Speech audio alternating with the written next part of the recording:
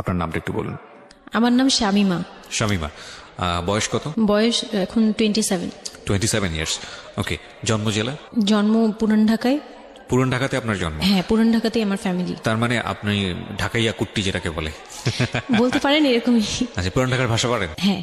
ওকে, ঠিক আছে, আপনি যে ভাষাতে যেভাবে বলতে কমফোর্ট ফিল করেন সেভাবেই বলবেন। তো আমাদের এই যে অনুষ্ঠানের জীবন গল্প, এটা নিশ্চয়ই আপনি শুনেছেন এর আগে? হ্যাঁ, শুনেছি। ওকে, ঠিক আছে, তাহলে আপনার আইডিয়া আছে। জি বলুন, আপনি কি গল্প আজকে আমাদেরকে শোনাতে এসেছেন? আমি আমার ছোটবেলা থেকে মানে জন্ম থেকেই শুরু করতে চাচ্ছি। আমি হচ্ছে আমার বাবা যিনি ছিলেন উনিও পুরান ঢাকার, আমার মাও পুরান ঢাকার। তো আমি যদি আমার গল্পটা বলতে চাই তাহলে আমার একদম জন্মের আগে মানে আমার বাবা আমার বিয়ে থেকে শুরু করতে চাচ্ছি। নিশ্চয়ই নিশ্চয়ই, নো প্রবলেম। তো আমার বাবা ছিলেন একজন ব্যবসায়ী পুরান ঢাকার। আচ্ছা। আর আমার মানে পাশাপাশি উনি হোমিওপ্যাথিক ডাক্তারও ছিলেন। ওকে। তো খুব ভালো একজন মানুষ ছিলেন। আর আমার আম্মু ছিলেন জমিদার, মানে জমিদার টাইপের, পুরান ঢাকায় লাইক জমিদার যেরকম থাকে আর কি, জমিদার বাড়ির মেয়ে ছিলেন। মানে পুরান এমন কি ছিল যে আগের পিতামহ বা প্রপিতামহ যেটাকে বলি জমিদার ছিল, এরকম হ্যাঁ, এরকম মানে আমার নানাই ছিলেন জমিদার। ওই এলাকার সব বিচার সালিশ উনি করতেন, প্রভাবশালী ছিলেন, প্রভাবশালী করতেন। জি। তো ওই দিক থেকে আমার বাবা তো বিয়ের প্রস্তাব দেয়নি, মানে ফ্যামিলি থেকেই। আমার বাবার আবার একটা বিয়ে করেছিলেন আরো 8 বছর আগে আমার আম্মুকে বিয়ে করার, ওটা ছিল লাভ ম্যারেজ। তো আব্বু আর ওই বড় আম্মু একসাথে পড়াশোনা করতেন, ওই দিক থেকে দুইজন পরিচয় হয়ে বিয়ে হয়েছিল। কিন্তু 1.5 বছর পরে আমার ওই বড় আম্মু মারা যায়, অসুস্থ হয়ে মারা যান। তারপরে আমার আব্বু আর বিয়ে করবেন না এরকম বলেছিলেন যে আর বিয়ে করব না। তারপর প্রায় 8 বছর পরে আমার দাদু আর ফুপ্পিরা মিলে মানে আমার আম্মুকে চুজ করে তারপর বউ করে নিয়ে আসেন। ওকে। তো আমার আম্মু খুব অসুস্থ থাকতেন প্রায়, আমার আম্মু একটু ফিজিক্যালি একটু দুর্বল। আচ্ছা। তো ওইখান থেকে আমার আম্মুর বিয়ের প্রায় 2-3 বছর পরে আমার একটা বোন হয়। সেই বোনটা মারা যায় 6 মাসের মাথায়। আমার বোনটা মারা যায়। বোনটা মারা যাওয়ার পরে আমার আরেকটা কথা আমি এখানে ভুলে গেছি, যে আমার যে ফার্স্ট মা ছিলেন মানে বড় মা, আমার আব্বুর যে রিলেশন ছিল, ওইখানে একটা মেয়ে হয়েছিল। ওই মেয়েটার প্রায় 6 মাসের মাথায় মানে পেট খারাপ করে অসুস্থ হয়ে মারা যায়। তো তার পরপরই আমার বড় মাও মারা যায়। তো ওইখানে হচ্ছে আমার ওই বাচ্চাটা ছিল মেয়ে বাচ্চা। হ্যাঁ, তো ওর পরে আমার আব্বু 8 বছর পর বিয়ে করে। তারপর আমার মার একটা মেয়ে হয়, ওই মেয়েটাও মানে ওই মেয়েটা হচ্ছে জন্মের সময় মারা যায়, আর ওই ফার্স্ট একটা হচ্ছে 6 মাস পর মারা যায়। আচ্ছা। তো এই মেয়েটা হচ্ছে জন্মের সময় মারা যায়। তারপর তার 5 বছর পর আমার ভাইয়া হয়, আমার ভাইয়া আসে। তারপর আমার আম্মুকে বলা হয়েছিল যে আপনার হয়তো অপারেশন করতে হবে, কারণ আপনি আর কনসেপ্ট করতে পারবেন না, খুব অসুস্থ ছিল আম্মু। 2টাই সিজার ছিল, তো ওই সময়টাতে আর কি সিজার বেশি করা যেত না, তাহলে রিস্ক মানে লাইফে একটা রিস্ক থাকে। তো ওই দিক থেকে আমার আম্মুকে বলা হয়েছিল যে আপনার হয়তো বা ইউট্রাসের অপারেশন করতে হবে। তো আমার আম্মু তখন বলেছিল যে না, আমার একটা মেয়ে দরকার, খুব অসুস্থ অবস্থায় বলেছিল আমার একটা মেয়ে দরকার, মানে আমার যদি একটা মেয়ে থাকতো খুব ভালো। হয়তো বা সৃষ্টিকর্তাই যাচ্ছিলেন যে একটা মেয়ে, মানে আমি যে আসবো এটা তো আর উনি জানতেন না, কিন্তু থাকে না যে অনেক সময় কিন্তু মিলে যায় এরকম। তো আমার আব্বু বলছিল যে মেয়ে হোক ছেলে হোক, আরেকটা হলে ভালো হয়। ওকে। তো ওইভাবে ট্রিটমেন্ট নিয়ে আমার প্রায় 2 বছর পরে আমি আমার আম্মুর মানে পেটে আসি। তারপর আমার জন্ম হওয়ার পরে আমরা ভালোই ছিলাম। আব্বুর বিজনেস ভালো ছিল। জি, কিসের বিজনেস ছিল? ওনার হচ্ছে ইলেকট্রিক পার্সের বিজনেস ছিল। তো ওখান থেকে আব্বুর মানে ভালো বিজনেস করতেন। পুরান ঢাকায় ছিলাম আমরা 4 জন, একটা ফ্ল্যাট নিয়েছিলাম। আব্বু বিজনেস করতো, আমি স্কুলে ভর্তি হলাম, ভাইয়া স্কুলে ভর্তি হলো। তো খুব ভালোভাবেই কাটছিল দিনকাল। তো একটা পর্যায়ে যে আমার যখন 10-11 বছর, তখন হচ্ছে আমার আব্বুর বিজনেস একটু প্রবলেম হয়, একটু না ভালোই প্রবলেম হয়, মানে একজন খুব বড় ধরনের একটা লস সে ফেলে দেন। আচ্ছা। তো আমি এটা বলতে চাচ্ছি না। তো যাই হোক, খুব বড় একটা ট্র্যাজেডি, মানে আমার লাইফের সবচেয়ে বড় ধাক্কাটা আমি ওখানেই পাই, যে আমার আব্বু এরকম একটা পার্সন ছিল। আব্বু সবসময় বলতো যেটা, যে আমার এই মেয়েটা হচ্ছে, আমি দেখতে নাকি সেই প্রথম যে আব্বুর বেবিটা ছিল না, মেয়েটা যেটা 6 মাসের মাথায় মারা গেল, আব্বু তাকে খুব ভালোবাসতো। আমি নাকি দেখতে সেম ওরকম হয়েছি, শুধু আমি কালো, ওই মেয়েটা ফর্সা ছিল। তো আমি যখন জন্ম হই তখন আব্বু নাকি আমার ফেস দেখেই কান্না করে দেয় যে এটা আমার বড় মেয়েটা যে ছিল তার মতো হয়েছে। তার মানে মানে আব্বুর ধারণা ছিল যে সেই আসছে, এরকম কিছু। তা আব্বু আমাকে অনেক আদর করতো, মানে অন্য অন্য বাবারাও আদর করে সব মেয়েদেরই, কিন্তু আব্বুর ভালোবাসাটা কেন জানি একদম ডিফারেন্ট ছিল, অনেক বেশি ভালোবাসতেন, অনেক বলার মতো না। সারাক্ষণ টেক কেয়ার, সারাক্ষণ, রাত নাই দিন নাই সব সময়। আমার রাতে খুব বদভ্যাস ছিল, আমি রাত জাগতাম প্রচুর। প্রতি রাতেই আব্বু আমাকে হেঁটে হেঁটে ঘুম পাড়াতো কোলে নিয়ে। আচ্ছা, প্রায় 10 বছর 11 বছর পর্যন্ত আব্বু আমাকে কোলে নিয়ে ঘুম পাড়াতো, অনেক আদর করতো। আর যখন যেটা, তখন তো ছোট ছিলাম, যখন যেটা বলতাম আব্বু এখন এটা লাগবে, রাত দিন তো বুঝতাম না, আব্বু ওই সময় বের হয়ে যেত, মানে খুঁজতে বের হয়ে যেত কোথায় পাই এটা, আমার মেয়ে বলছে। তো ভাইয়ার সাথে খুব একটা এরকম হয় নাই, আমার সাথে বেশি হতো। তো ভাইয়া এটা নিয়ে একটু জেলাসও করতো, কারণ সাধারণতই কিন্তু মানে ভাই বোনের মধ্যে এই এটা থাকে, তো আমাদের মধ্যেও এরকম ছিল।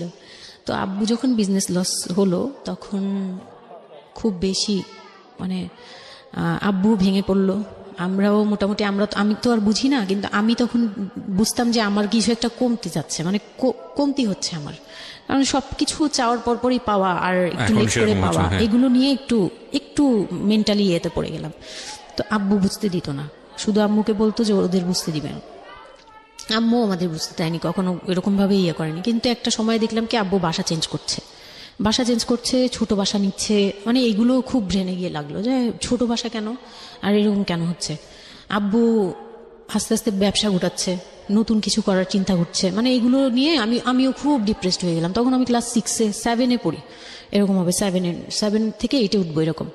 তো আব্বু সবকিছু গুটিয়ে চলে যাচ্ছিল ওনার এলাকায়, মানে দয়াগঞ্জের ওই সাইডে, মানে আমার দাদির এলাকা যে সাইডটা, ওই সাইডটাতে চলে যাচ্ছে, ওখানে চলে যাচ্ছে, বলছে আমি ওখানেই বিজনেস করবো, ওখানে একটু মানে রুম রেন্টও কম, আমি ওখানেই চলে যাব। আর আব্বুর যে ফ্ল্যাট একটা কিনেছিল, আব্বু এর মাঝখানে একটা ফ্ল্যাট কিনেছিল কিস্তিতে, তো ওইটাও সেল করে দেয়, সেল করে বিজনেসে ওইটাও ইনভেস্ট করে, এটা একটা বোকামি করে আমার আব্বু। যাই হোক, উনিও বুঝতে পারেনি। তো ওখানে যাওয়ার পরে সেখান থেকে আব্বু আর কিছু করতেই পারলো না, আর আমাকে করলো কি, ওই সাইডটা একটু মানে রাফ এলাকা, তো যে এলাকায় আব্বুরা মানে ওখানে গেল একটু অন্য ধরনের, মানে একটু ইফটিজিং বেশি হয়, এইসব প্রবলেম ফেস করতে হয়। আর আব্বু তো আমাকে বাসা থেকে বের হতে দিত না, আর ওই সময় আমাকে বোরকা পরাতো তখন 10-11 বছর বয়স, কিন্তু ওই সময় আমাকে বোরকা পরাতো। তো ওই দিক থেকে চিন্তা করেছে যে এখান থেকে স্কুল চেঞ্জ করতে হবে, এইটি উঠে যাচ্ছে মেয়েটা, তো এখান থেকে স্কুল না চেঞ্জ করে ওর মামার বাসায় থাকুক, আমার ছোট মামার বাসায় আর কি। আমরা তো নানু বাড়ি তো আমার ওখানেই বংশাল সাইডে আর কি, তো ওইখানে আমার মামা বাসায় নানু বাড়িতে রেখে আমার আব্বু যায়, কিন্তু রাখতে চায় না প্রথমে। আমার আম্মু খুব রিকোয়েস্ট করে যে এখানে ভালো থাকবে, আর আমার মামা ওইখানকার, আবার নানার পরে আমার মামাই ওখানে মোটামুটি প্রভাবশালী, মানে নানার যে প্রভাবটা ওটা আমার মামা পেয়েছে, মানে ওখানে বিচার টিচার যা হয় সব মামা করে, এখনও করে। তো ছোট মামার বাসায় গেলাম, মামি আমাকে খুব আদর করতেন, মামি আমাকে অনেক স্নেহ করেন, সত্যি কথা এখনও অনেক স্নেহ করেন, কিন্তু আমার যাওয়া হয় না, ওটা আমি পরে বলছি। তো ওখানে ছিলাম, মামার বাসায় গেলাম, খালার ছেলে, বড় ছেলে, হ্যাঁ, উনি হচ্ছে আমার মানে মামার বাসায় আসছে হঠাৎ করে, আমি জানতাম না যে কেন আসছে, মাঝে মাঝে দেখা হলে সালাম নিতাম। কি নাম ওনার? ওনার নাম রিপন। ওকে। তো উনি হচ্ছে আমার মামার বাসায় আসছে। আপনার খালাতো ভাই? খালাতো ভাই, উনি আমার খালাতো ভাই, উনি আসছে। তো অনেক দিন পর আর কি আসছে। আমি তখন 9-এ পড়ি, পহেলা বৈশাখ ছিল, আমি 8 থেকে 9-এ উঠে গেছি পহেলা বৈশাখ। তো ওই সময়টাতে তাকে দেখলাম যে সে আমাদের বাসায়, রিপন। হ্যাঁ। তো আমি সালাম দিলাম, ভাইয়া কেমন আছেন, কারণ উনি আমাদের অনেক সিনিয়র। আপনি তখন ক্লাস 9-এ পড়েন? হ্যাঁ, 8 থেকে 9 আর কি। 8 থেকে 9, ওকে। হ্যাঁ, তো ওই সময় আমি দেখে বললাম ভাইয়া কেমন আছেন, চা খাবেন? তো আমার মামা বললো হ্যাঁ, চা বানিয়ে নিয়ে আসো। তো আমি গিয়ে পরে শুনি যে আমার মামাতো ভাই আমাকে বলতেছে যে আমার মামাতো ভাই আবার আমার একদম মানে আপন ভাইয়ের চেয়েও বেশি বলবো, কারণ ওর সাথে আমি সব কিছু, মানে ও আর আমি একসাথে বড় হয়েছি, কখনো মনে হয়নি যে এটা আমার মামাতো ভাই, নিজের ভাই মনে হতো। তো আমার বলতেছে যে তুই তো এখন আন্টি হয়ে যাবি, মানে দুষ্টুমি করতেছে যে তুই তো এখন বড় ভাবি হয়ে যাবি, হ্যান তেন। আমি বলি কেন?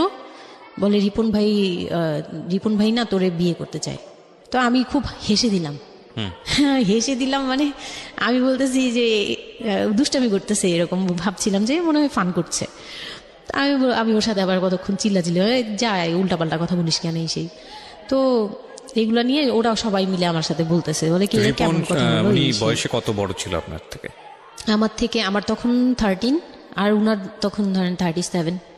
24 বছরের বড়, মানে আপনার না 24 বলতে এখানে, হ্যাঁ 24 বছরই তো বড়, 24 তাই তো? বছরের ও বড়। মাই গড, ওকে। তো উনি তখন, আমি ভাবতেই পারিনি যে এই লোকটার সাথে আমার বিয়ে দিবে সবাই। মানে ও বললে তো এটা পাগলামি মনে করার কথা, Right. যে এটা একটা পাগলামি, এটা কেমন কথা ক্লাস 9-এ পড়া এক যে মেয়েকে। উনি যদি মানে লিগেল বয়সে বিয়ে করতে হয় তো আমার সমান একটা বিয়ে বাচ্চাই থাকতো, হ্যাঁ। তা আমি না ভাবতেই পারিনি তখন। তারপরেও না আমি চুপ হয়ে গেছি, আমি এই ব্যাপারে ডিসিশন দেওয়ার মতো বয়স আমার ছিল না, জ্ঞানও ছিল না। তো হুট করে আমার মামা মামি আমাকে জিজ্ঞেস করারও প্রয়োজন বোধ করেনি বা জানানোরও প্রয়োজন, কি কারণে জানি না, তবে ওনারাই ডিসিশন নিয়ে বলল যে, আমার আব্বু আম্মুকে জানালো, আমার মেজু খালা যে, মানে আমার আম্মুর ইমিডিয়েট বড় যে, ওনাকে আমার আব্বু আম্মুর কাছে পাঠায়। আর আমার আব্বু আম্মু তখন থাকে হচ্ছে তারই আমার এক ফুপির বাসায়, বাসা ভাড়া নিয়ে থাকে আর কি। তো ফুপির বাসায় থাকে, ফুপির নিজের বাসা, তো ওখানে থাকে। তো আব্বুর কাছে পাঠায়, তখন আমিও যাই ওই বাসায়। তো আমি তো আর জানি না এই কথা বলতে আসবে। আমি আবার ভাইয়ার সাথে বসে বসে গল্প করতে থাকি, ভাইয়া ছিল, ফুফাতো বোন ছিল, আমরা একসাথে গল্প করতে থাকি। তো হঠাৎ করে শুনি যে একটু মানে আমার খালা খুব জোরে সোরে বলতেছে, মানে চিল্লাচিল্লি করে বলতেছে যে যদি এই বিয়ে না হয় তাহলে আমাদের সাথে তোদের কোনো কন্ট্যাক্ট নেই, আজকে আচ্ছা। থেকেই বন্ধ। আচ্ছা, হ্যাঁ, এই বিয়ে হতেই হবে। কেন হতে হবে? আমার আব্বু বলছে কেন হতে হবে, আমার মেয়ে তো অনেক ছোট, ও তো এই সংসারে ভার নিতে পারবে না, বলো ওগুলো আমরা দেখবো, ওরে আমরা বাচ্চার মতো পালবো।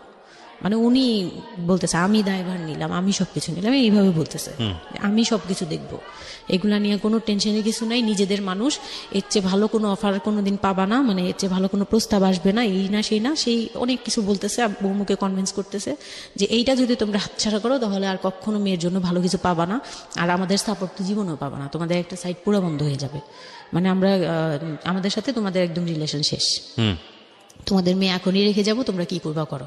তো আমার আব্বু ওই দিক থেকে একটু দুর্বল ছিল। পরে আমি এটা শুনে কান্না করে দিছি, মানে সাথে সাথে কান্না করে দিছি।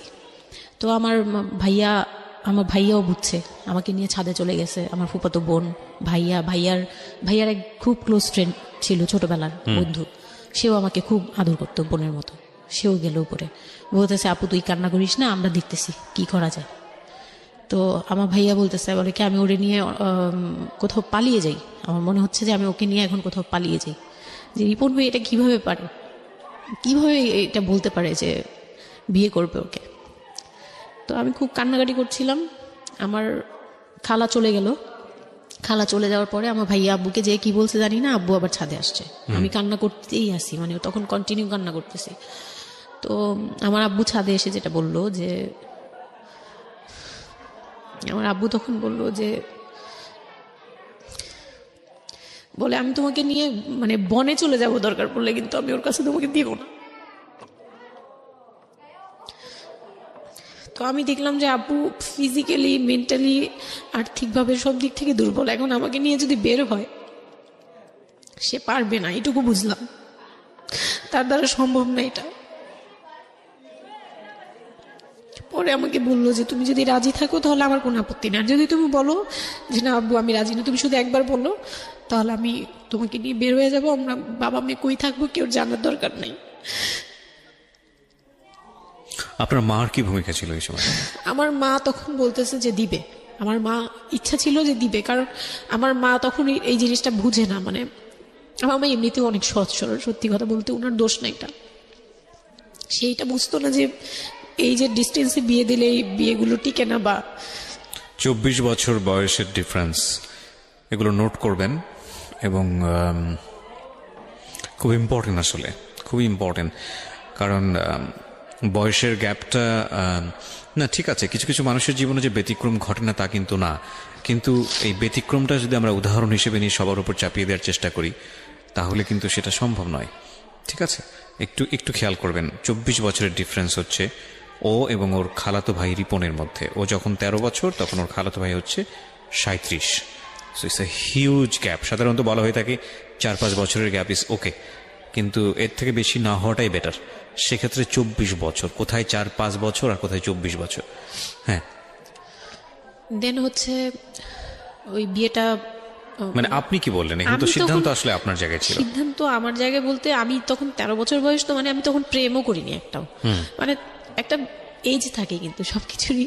মানে তখন দেখতাম যে আশপাশে মানে যারা কলেজে পড়ে, আমার একটা টার্গেট ছিল যে আমিও একদিন কলেজে পড়বো, আমার অনেক ফ্রেন্ড সার্কেল থাকবে, হয়তো বা আমার ভালো একটা রিলেশন থাকবে বা বিয়ে হবে, এরকম সবারই একটা ইয়ে থাকে। কিন্তু ওই বয়সটাতে আমার ওইটুকু যাওয়ারও মানে ওই চিন্তাতে আমি যাইনি তখনও, যে আমি একটা রিলেশন করব আর ওই জায়গায় বিয়ে। তো আমি আমার আব্বুকে মনে প্রাণে বিশ্বাস করতাম, তো আব্বুর উপরে ছেড়ে দিলাম।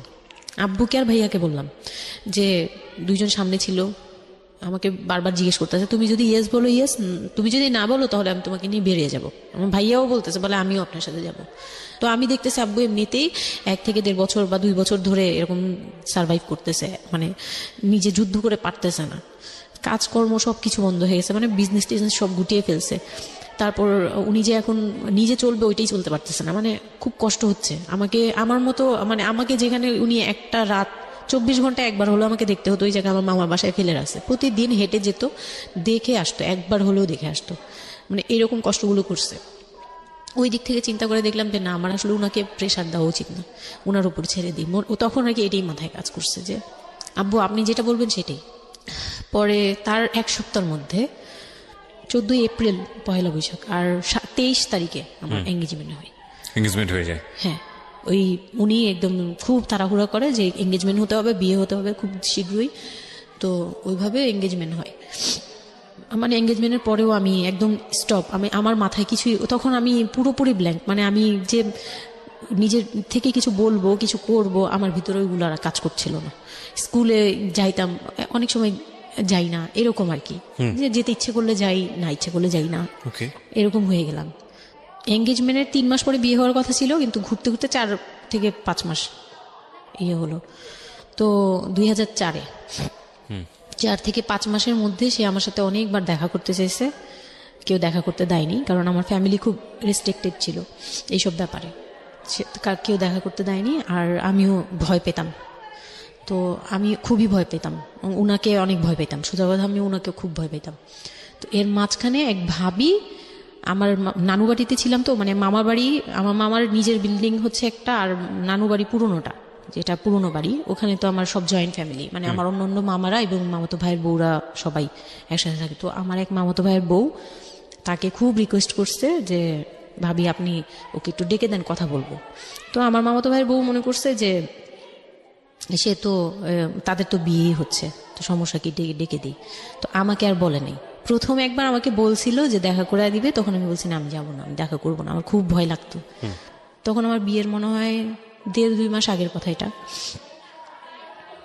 তো আমার মামাতো ভাইয়ের বউ আমাকে ডাকছে যে কিছু একটা বলে, মানে জামা বানানো বা সামহাও এরকম কিছু একটা, অনেক বছর আগে, তো ভুলেও গেছি যে কি একটা কারণে আমাকে ডাকছে সে।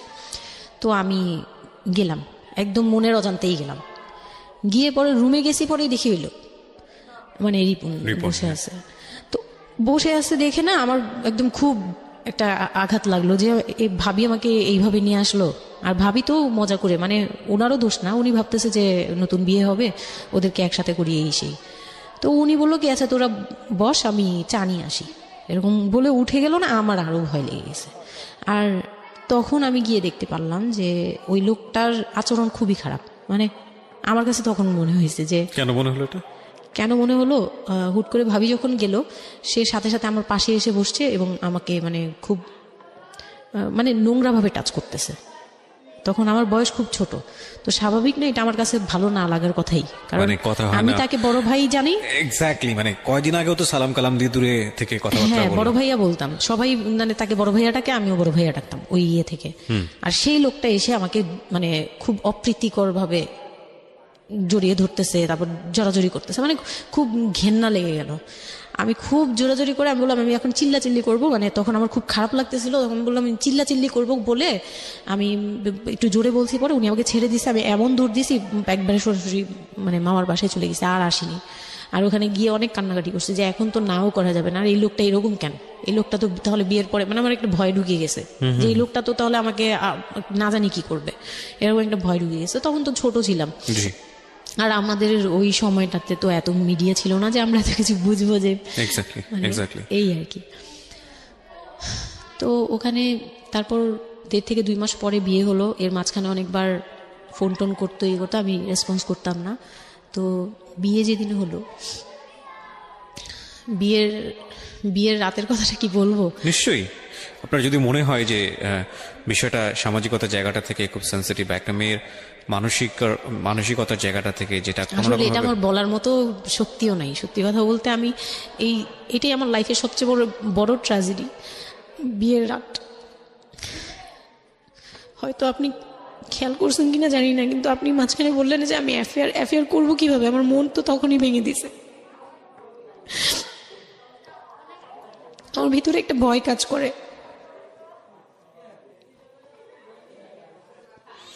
কি হয়েছিল আমি জানি, আপনি খুব সুন্দর করে বলছেন গল্প, আপনি আপনার মতো করেই বলবেন, আমরা আসলে মূল মেসেজটাই পেতে চাই।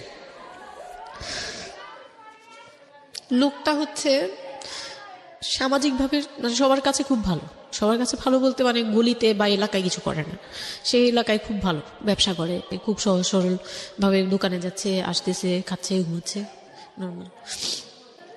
আমার সাথে যেদিন বিয়ে হলো সেদিন খুব বৃষ্টি। তো আমার তো ওই একদিনই আমার ভাবির রুমে, ওই দিনই আমি তার রূপ দেখে ফেলছি। তো তখন থেকে আমার তাকে দেখলে মানে গা শিউরে উঠতো, যে মনে হতো যে ভয়ঙ্কর একটা কিছু করবে। মানে মনে হতো, তখন আমি বুঝতাম না, সেক্সুয়াল লাইফটা বুঝতাম না যে সেক্স কি জিনিস, কিন্তু তখন একটা ভয় ঢুকে গেছে, খুব চাপা একটা ভয়। প্রথম কথা হচ্ছে যে আপনি একটা ছেলে এবং মেয়ের মধ্যে যে স্বাভাবিক সম্পর্কটা বিবাহ পরবর্তী, এটা সম্পর্কে আপনার কোনো আইডিয়া ছিল? আপনাকে কেউ না, বলেছে? এটা সম্পর্কে কোনো আইডিয়াই ছিল না, শুধু জানতাম যে কিছু একটা হয়, আচ্ছা, কিন্তু কি হয় বা- সেটা আপনি জানতেন না? ডিটেইলসটা আমি জানি আপনাকে বিয়ের রাতে বা আগে পরেও কেউ কখনো কিছু বলে? না। আমার বিয়ের আগে আমার এক ভাবি ছিল, মানে যেই ভাবির বাসায় গেছে সেই ভাবি না, আরেকটা ভাবি ছিল, উনারই বড় যা আর কি। তো ওই ভাবি আমাকে জাস্ট কানে কানে বলছে যে আজকে কিন্তু যাই হোক একদম চুপ থাকবি, আমাকে এইভাবে বলছে, শুধু এটা বলেছে? শুধু এটা বলছে, আজকে যাই হোক আরো চুপ ভয়ানক কথা থাকবি। বলেছে, মানে এটা তা আমি শুনলে তো আরো বললাম, ভয় যাই লাগে। হোক কি হবে, বলে কিছু বুঝো না তুমি, হ্যাঁ কিছু এতই ছোট, কিছু বুঝো না, এইগুলি বলতেছে। মানে আপনার মনে আরো বেশি ভয় ঢুকে গিয়েছে? কোনো ধরনের চিল্লাচিল্লি করবি না, চুপচাপ থাকবি, মানে জাস্ট হাসি মুখে এরকম করে বলছে। কিন্তু আমার কাছে একটু ভয় লাগছে তখন, যে এই লোকটা তো ওই সময় যদি এরকম মানে খপ করে জড়ায় ধরতে পারে, এই লোক কি করতে পারে, কি হতে পারে, মানে এই টাইপের একটা ভয় কাজ করছে তখন এই জিনিসগুলো বুঝতাম না, মানে ফিজিক্যাল রিলেশন বা এগুলি এই সম্পর্কে কিছুই জানতাম না। জানতাম যে কিছু একটা হয়, হাজব্যান্ড ওয়াইফে কিছু হয়, কিন্তু কি হয় এটা জানতাম না, এরকম ছিলাম। তো নর্মালি যখন বিয়েটা হলো, কমপ্লিট হলো, সে তো মানে কতক্ষণে রুমে যাবে এরকম। তারপর বিয়ের দিন যেটা আর কি, রাতের বেলা সবাই আমাকে নিয়ে আসলো বাড়িতে, মানে ওনাদের বাসায়। তো ওই বাসায় হচ্ছে একটা রুম, মানে প্রথম হচ্ছে বাসায় ঢুকেই কোনো বারান্দা টারান্দা কিছু নেই, শুধু রুম আর সিঁড়ি, আচ্ছা। সিঁড়ি ঘর। মানে পুরান ঢাকার বাসাগুলো একটু বেশি হয়তো, খুব ছোট ছোট হয়তো, ঘিঞ্জি টাইপের হয়। হ্যাঁ, আমি একদম। একসময় জিএসআরসিতে কাজ করতাম, আমার ফার্স্ট জব ছিল ওটা, আমি সার্ভে করেছিলাম পুরান ঢাকায়। আচ্ছা। সেটাই আমার প্রথম পুরান ঢাকায় যাওয়া, এবং আমার কাছে মনে হয়েছিল যে আমি কোথায় এসেছি। অনেক ঘিঞ্চি ভাইয়া, না, এখন এটা কারণ এখন হচ্ছে নাই কি, পুরান হয়তো। ঢাকা নিয়ে অনেকেই অনেক কিছু বলেন, কারণ ঢাকাইয়া যারা, তাদের কাছে পুরান ঢাকাটা একটা নস্টালজিক জায়গা। আমি তো আর ঢাকায় বড় হইনি, না। সো আমার কাছে ঢাকা, আমি যখন ঢাকায় প্রথম পাড়া দিয়ে যখন পাবলিক বাসে উঠেছিলাম, তখন আমার কাছে মনে হচ্ছে আল্লাহ আমি কোথায় আসলাম, এই জায়গায় আমি কেন আসলাম। তো নর্মালি হচ্ছে ঢাকায় এরকম। তারপরে যখন পুরান ঢাকায় গেলাম, পুরান ঢাকার সাথে আমার ওই ধরনের অ্যাটাচমেন্ট কখনোই ছিল ওটা না। অনেক বেশি, অনেক ঘিঞ্চি ভাইয়া। আমার মনে আছে চকবাজারের যেই চকবাজার নামে একটা যে জায়গা আছে, ওখানে হ্যাঁ, চুরি চকবাজার। পট্টি বা কি যেন একটা আছে না, যে মেয়েদের কসমেটিক্স বিক্রি করে, হ্যাঁ। ম্যাক্সিমাম হচ্ছে নকল, আমি জানি না এখন কিরকম আছে। তো আসল আমি নকল, জীবনে হ্যাঁ, কোনোদিন সবই দেখি আছে নাই ওখানে। যে একটা মানুষ আরেকটা মানুষকে গলি দিয়ে ক্রস করতে পারে। এবং ইন্টারেস্টিং বিষয় হচ্ছে এখানে তো মেয়েরা ঢোকেই না, এবং ওর ঢোকার পরে ওপরে ছাদ, মানে এমন ভাবে বিল্ডিংটা, অনেকগুলো বিল্ডিং মিলে ওই এলাকাটা, হ্যাঁ, ওখানে ধাক্কা আকাশ দেখা লাগবে, যায় না। মানে এরকম একটা অবস্থা যে একজন আরেকজনকে ক্রস করতে খুব ভয়ানক, মানে রীতিমতো ভয়ানক অবস্থা। আর আমি সার্ভে করেছিলাম, যেহেতু আমি বিল্ডিং গুলো সার্ভে করতাম, মানে অনেক, আমি এক ইউনিভার্সিটিতে অনার্স দিয়ে, না অনার্সের থার্ড ইয়ার বা সেকেন্ড ইয়ার থাকা অবস্থার ঘটনা এটা, আমি সার্ভে করেছিলাম বিল্ডিং গুলো। তো সেই সময় ওই সময়টাতে আমার একটু জানা হয়েছে আর কি। তো আসলে ভয়ানক রকমের ঘিঞ্জি। হ্যাঁ, তো বলুন যেটা বলছিলেন। তো যেটা বলছিলাম যে ওই রাতে ওই একটা রুম, এরকম রুমের উপরে রুম, তার উপরে রুম, মানে সিঁড়ি রুম এরকম। আর প্রথম যে রুমটা, মানে নিচতলায় যে রুমটা ছিল, সেই নিচতলার রুমের সিঁড়ির নিচে ছিল চুলা আর বাথরুম, সিঁড়ি কর্নারে। ওকে, মানে এটা হচ্ছে ওদের নিজের বাড়ি, ওকে। এইটুকুই ছিল এই মানে লোকটা। তিনটা রুম, মানে হচ্ছে হলো এক ধরনের বিল্ডিং, একটা বিল্ডিং, হ্যাঁ, একতলা দুতলা তিনতলা এরকম বিল্ডিং, বা তিনতলা তিনটা রুম। বিল্ডিং, হ্যাঁ তিনতলা বিল্ডিং, কিন্তু তিনটা room। সিঁড়ি আর রুম। মানে নিচের কত যে- অল্প জায়গার মধ্যে এই জিনিসটা ম্যানেজ করেছে। হ্যাঁ, আমি পরে শুনেছি যে এটা আধা কাঠারও নিচে, আধা কাঠার নিচে, ওই তো আধা কাঠারও এক শতক বা হাফ শতক জমি যেটাকে বলে। হ্যাঁ হ্যাঁ, শুধু একটা রুম আর সিঁড়ি, জাস্ট এইটুকু। তো ওইটুকুর মধ্যেই মানে বাড়িটা। তো ওই বাড়িতে আমার খালার বাড়ি ছিল, আমি তো প্রায়ই যেতাম, বেড়াতে যেতাম ছোটবেলায়। তো আমাকে নিয়ে গেল, আর 3 তলার রুমে সবচেয়ে পরের রুম যেটা, ওটাতে আবার আমার মানে মেজো দেবর সম্পর্কে ছিল। সে আমাদেরও মানে আমার বিয়ের 12 বছর আগে বিয়ে করে ফেলছে। সে লাভ ম্যারেজ করছে, মানে উপযুক্ত বয়সে বিয়ে করছে। আর আমার হাজবেন্ড আবার ছিল যে উনি আবার খুব লেটে বিয়ে করছে, মানে ফ্যামিলির দায়িত্ব পালন করে সবকিছু শেষ করে তারপর বিয়ে। 37 আসলে খুব লেট না, কিন্তু 37 এর জায়গা থেকে 13 বিয়ে করাটা খুব অবিবেচ্য। আমার জন্য তো সে অনেক বড়। যাই হোক, তারপর ওই দেবরের যখন বিয়ের 12 বছর হয়ে গেছে তখন উনি বিয়ে করছে। আর তো ওই ভাইয়া, মেজো ভাইয়া যে ছিলেন, তো মেজো ভাইয়ার রুমটা ছিল 3 তলায়। আমি ওখানেই আমার বাসর ঘরটা করা হয়েছিল আর কি। তো ফুল টুল তেমন ভালো আনা হয়নি, সে খুব রাগারাগি করছে। ছোট ভাই যারা ছিল এলাকার ছোট ভাইটাই, ওদের সাথে খুব রাগারাগি করছে আমার হাজবেন্ড যে ছিলেন। এটা কোনো ঘর সাজানো হলো এই সেই বলে চলে বলতেছে, এখন তোমরা বের হও, অনেক হয়েছে, এখন তোমরা যাও, মানে খুব রাগারাগি করতেছে। তো আমি রাগ দেখে আরো ভয় পেয়ে গেছি। প্রথম রাত, তারপর আবার আমি মানে এই অবস্থায় আসছি, বউ হয়ে আসছি, আমার শরীরে ভারী গহনা, শাড়ি টাড়ি, মানে আমি এগুলোর ওজন নিতে পারছি না। 4-5 ঘন্টা হয়ে গেছে আমাকে এগুলো পরায় রাখা হয়েছে, ভারী মেকআপ দেওয়া হয়েছে, আমি এগুলো কখনো ইউজ করিনি ফার্স্ট লাইফে। মানে আমি দেবীর মতো সেজে বসে আছি, এরকম একটা ইয়ে। তো খুব ভয়েও কাজ করছে, নার্ভাসনেস। তারপর এখন কি হবে, সবাই বের হয়ে গেলে কি হবে, এটা একটা টেনশন। আর শুধু মানে কেমন জানি একটা ফিল, যেটা সাধারণত নর্মালি হওয়া উচিত একটা ছেলে এবং একটা মেয়ের জায়গাটা থেকে।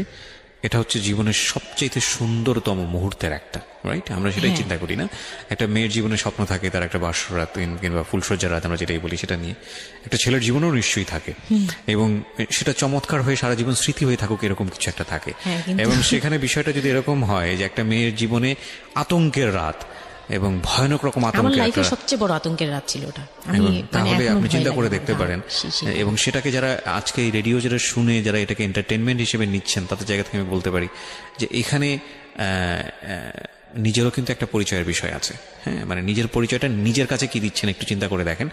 ঘটনার ভেতরে ঢোকার চেষ্টা করুন, এই মেয়েটার মানবিক অনুভূতিটাকে জানার চেষ্টা করুন, অন্য কিছু নয় প্লিজ। কজ আমরা আমাদের সামাজিকতার জায়গাটা থেকে মেয়েদের এই বিষয়গুলোকে উইথড্র করে বা না ভেবে তাদেরকে কখনো কখনো সারা জীবনটা ধ্বংসের দিকে ঠেলে দিই। হয়তো মেয়েটার ক্ষেত্রে এরকমই কিছু হয়েছে, আমরা একটু সামনের দিকে আগাবো। জি, তারপর উনি আমাকে, আমি তখন শাড়ি টাড়ি পরা, গহনা পরা, তো খুব নর্মালি সবাই চলে গেল পরে, খুব নর্মালি আমাকে বলতেছে যে ড্রেসটা চেঞ্জ করো, শাড়িটা চেঞ্জ করো, গহনাটা চেঞ্জ করো। তো আমি আমার লাগেজ থেকে একটা 3 পিস নিলাম, ওই 3 পিসটা নিয়ে ওয়াশরুমে চলে গেলাম। ওয়াশরুম বলতে ওই যে উপরের রুমেই একটা ওয়াশরুম আছে, আর নিচের রুমে, মানে উপরের রুমে তো আর সিঁড়ির ঘর নাই, সিঁড়ি ঘরটাতেই একটা ওয়াশরুম ছিল, ছোট্ট একটা টয়লেট ছিল। ওইটাতে গিয়ে আমি চেঞ্জ করলাম খুব কষ্টে, চেঞ্জ করে তারপর মুখের মেকআপ টেকআপ এগুলো ওয়াশ করে আসলাম। তারপর আসার পরে উনি বলতেছে উজু করে আসো। হ্যাঁ, তো আমি উজু করলাম, উনি উজু করছে করে, মানে প্রথম রাতে নাকি নামাজ পড়তে হয় সবাই বলে দিছে, তো ওই নামাজ পড়লো আমাকে নিয়ে। নামাজ পড়ার পরে বেডে গেলাম, মানে আমি বিছানায় যে বসলাম, খুব ভয়ে আছি যে কি বলবে কি করবে জানি না। তো উনি আমার পাশে এসে বসে আমাকে ফার্স্ট কথা যেটা বললো, মানে এইটাই ফার্স্ট কথা ছিল যে আমি তো ওই ফ্যামিলির বড় ছেলে, আর তুমি তো আমাদের ফ্যামিলির সবাইকে চিনো জানো, তোমার তো আর চেনা জানার দরকার নাই।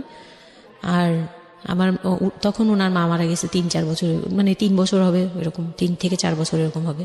বলে আমার মা মারা যাওয়ার পরে আমি এখন সংসার দেখি, আমার হয়ে আমার মার জায়গাতে এখন তুমি। এটা শোনার পর আমার কাছে মনে হলো আস্ত একটা বাড়ি আমার মাথার উপর পড়লো। এটা আমি যেখানে নিজের এটা একটা বিষয়, ওর কথাটা কিন্তু খুব সুন্দর বলেছে। মানে ওর 37 ইয়ার্সের জায়গাটা থেকে এটা খুব সুন্দর একটা কথা, কিন্তু কথা হচ্ছে 13 বছরের একটা মেয়ে কেন এটা বুঝতে যাবে? ও কিন্তু এটাই বুঝেছে যে এই 3 তলা একটা বাড়ি, 3 রুমের একটা বাড়ি ওর মাথার উপরে দিয়ে দেওয়া হলো। দেখুন, এই জিনিসটাই আমি আপনাদেরকে বোঝানোর চেষ্টা করছি যে আসলে সবকিছুর একটা বয়স থাকে। হ্যাঁ, এবং ছেলেটার জায়গা থেকে কিন্তু খুব সুন্দর নামাজ পড়েছে, বসছে, এখন পর্যন্ত আমাদের কাছে ভালোই লাগছে শুনতে। কিন্তু এটা আসলেই কেউ বুঝতে চাইবে? 13 বছরের মেয়েটাকে এই জিনিসটা বুঝতে চাইবে? এইটা বোঝাটা জরুরি ছিল। হ্যাঁ, তারপর উনি যেটা বলছে যে আমার ভাই বোন আছে, সবাই আমার ছোট, কিন্তু আমার তো প্রায় 10-12 বছরের বড়। ওনার যে 10-12 বছরের ছোট, সে আমার 12-13 বছরের বড়। মানে তাকে আমি ছোটবেলা থেকে এইভাবে দেখে অভ্যস্ত। তো এইগুলো চিন্তা ভাবনা মানে ওই সময় তো আর এত কিছু কিন্তু ওনার ছোট ভাই বোন এগুলা মানে ওনার কাছে তো এগুলো বাচ্চা এখনো, আর আমার কাছে তারা অনেক বড়। আমি তাদেরকে কি টেক কেয়ার করবো, তারা আমাকে করবে, মানে আমার এরকম একটা বিষয়টা তাই।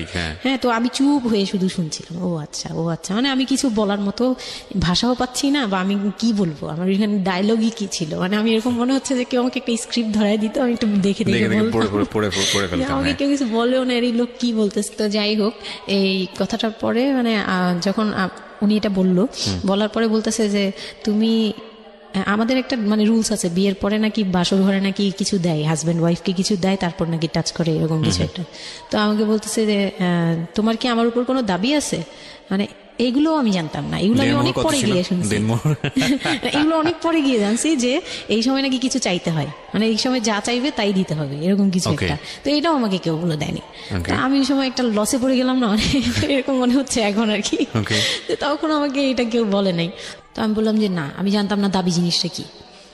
তো না বলার পরেই সে তো মানে আমার কাছে খুবই মানে এই কথাগুলো বলতে আমি বলতে পারবো না। না ঠিক আছে, বলার দরকার নেই, আমরা জাস্ট সিচুয়েশনটা বুঝতে যাচ্ছি যে ওইটা আমার ফার্স্ট নাইট ছিল, আর আমি ওগুলা মানে ওই ফিজিক্যাল ব্যাপারগুলো আমি বুঝতাম না, ওই সময়টাতে বোঝার কথাও না, বুঝতামও না, একদমই বুঝতাম না যে এই হয়।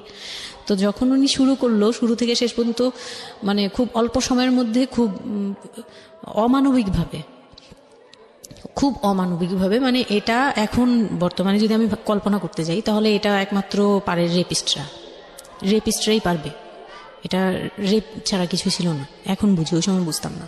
আর ওই সময় আমি এগুলো বুঝতাম না দেখে, আর আমাকে একটা কথা বলা হয়েছিল, আমার মাথায় একটা জিনিস কাজ করছিল যে ভাবি বলছে যে এইখানে যা হবে এগুলো সবই ঠিক, হ্যাঁ এখানে যাই হোক, মানে ভেঙে বলেনি, বলছে তোর সাথে আজকে যা হবে এইটি ঠিক, আর এটা মেনে নিতে হবে, আর এটা যদি না মেনে নিস তাহলে মানে এই ধরনের একটা বলছে যে এটা আজকের রাতের কোনো চিল্লাচিল্লি করা যাবে না। তো আমিও চুপ করে, আমার কাছে মনে হচ্ছিল কেউ আমাকে ছুরি দিয়ে আঘাত করতেছে, মানে মনে হচ্ছিল যে কেউ আমাকে ছুরি দিয়ে আঘাত করতেছে, আর আমি ব্লাড দিয়ে পুরো মানে আমার শরীরে সব ব্লাড বের হয়ে যাচ্ছে, আমার এরকম মনে হচ্ছে যে আমার শরীর থেকে সব ব্লাড বের হয়ে যাচ্ছে, আমি মানে গরু কাটলে যেরকম ইয়ে করে না, আমি ওরকম কাঁপতেছি, কিন্তু সে তার কাজ করলো। আমি খুব অবাক হয়েছি যে আমি উঠে বসতে পারতেছিলাম না, সে আমাকে টান দিয়ে উঠে বসায় বলতেছে ওয়াশরুমে যাও। আমি ওয়াশরুমে কিভাবে গেছি আমি জানি না, আমি খুব ধরে খুব মানে খুব কষ্টে কাঁপতে ওয়াশরুমে গেলাম, ফ্রেশ হয়ে আসলাম। আসার পর আমি খুব কষ্টে যে আমি যখন বিছানায় মানে ঘুমাতে যাব, তখন আবার মাই গুডনেস এরকম করে সে সারা রাতে মানে রাত 3টা থেকে ভোর সকাল 8টা পর্যন্ত 4 বার আমার সাথে এইরকম করলো। আমি আর সকালে উঠতে পারি না, মানে আমি উঠে বসতে পারি না। তারপর 2-3 দিন কি হয়েছে আমার মাথায় নেই, মানে আমি এখন আর এটা বলতে পারবো না, কারণ আমি পুরো সেন্সলেস ছিলাম, আর ওনারে দেখলেই আমার ভয় লাগতো। সে যতবার আসতেছে সামনে, 2-3 দিন আপনি সেন্সলেস অবস্থায় ছিলেন? আমি জানি, মানে আমি সেন্স ছিল, কিন্তু আমি এখন গল্পটা বলতে পারবো না যে এই 2-3 দিনে কি হয়েছে। আচ্ছা, এই 2-3 দিন আমার বৌভাত হয়েছে, আমাকে পার্লারে নিয়ে যাওয়া হয়েছে, কিন্তু আমি নিস্তব্ধ। আর তখন আমার মানে শারীরিক কন্ডিশন খুব খারাপ, কিন্তু সবাই বুঝতেছিল, কিন্তু কেউ বুঝতে দিচ্ছিল না আমাকে। মানে এভরিবডি অ্যাভয়েড দিস, মানে সবাই জিনিসটাকে অ্যাভয়েড করছে, তারা পার্টিটাকে এনজয় করছে। এটা শুধু আপনার ফ্যামিলির সমস্যা না, এটা আমাদের পুরো সমাজেরই সমস্যা, এটা সমাজটাই অ্যাভয়েড করে। এবং আমার মনে আছে I face huge difficulty for the first time যখন আমি রেডিওতে এই ধরনের একটা, আমি নট আজকেই না প্রথম, আমি এটা আগে বিষয়গুলো খুব চ্যালেঞ্জ জায়গা থেকে আমি প্রচার করার চেষ্টা করেছিলাম। অ্যান্ড আই ফেস, এগুলো হয়তো আমার লিসনাররা কখনোই জানে না, আই ফেস হিউজ ডিফিকাল্টিস। যখন আমার প্রথম বইটা পাবলিশড হয়, সেটা নিয়েও আমার একটা বড় ধরনের ডিফিকাল্টি ফেস করতে হয়েছে। একটা অদ্ভুত বিষয় হচ্ছে, আমাদের সমাজে এই বিষয়গুলোকে আমরা অ্যাভয়েড করি, আমরা ঢেকে রাখতে চাই, আমরা মনে করি এটা একটা ট্যাবু, এটা সমাজে 8-10 জন মানুষের সামনে নিয়ে আলোচনা করা যায় না। একটু চিন্তা করে দেখবেন, আলোচনা করা যায় না এটা কোন অর্থে?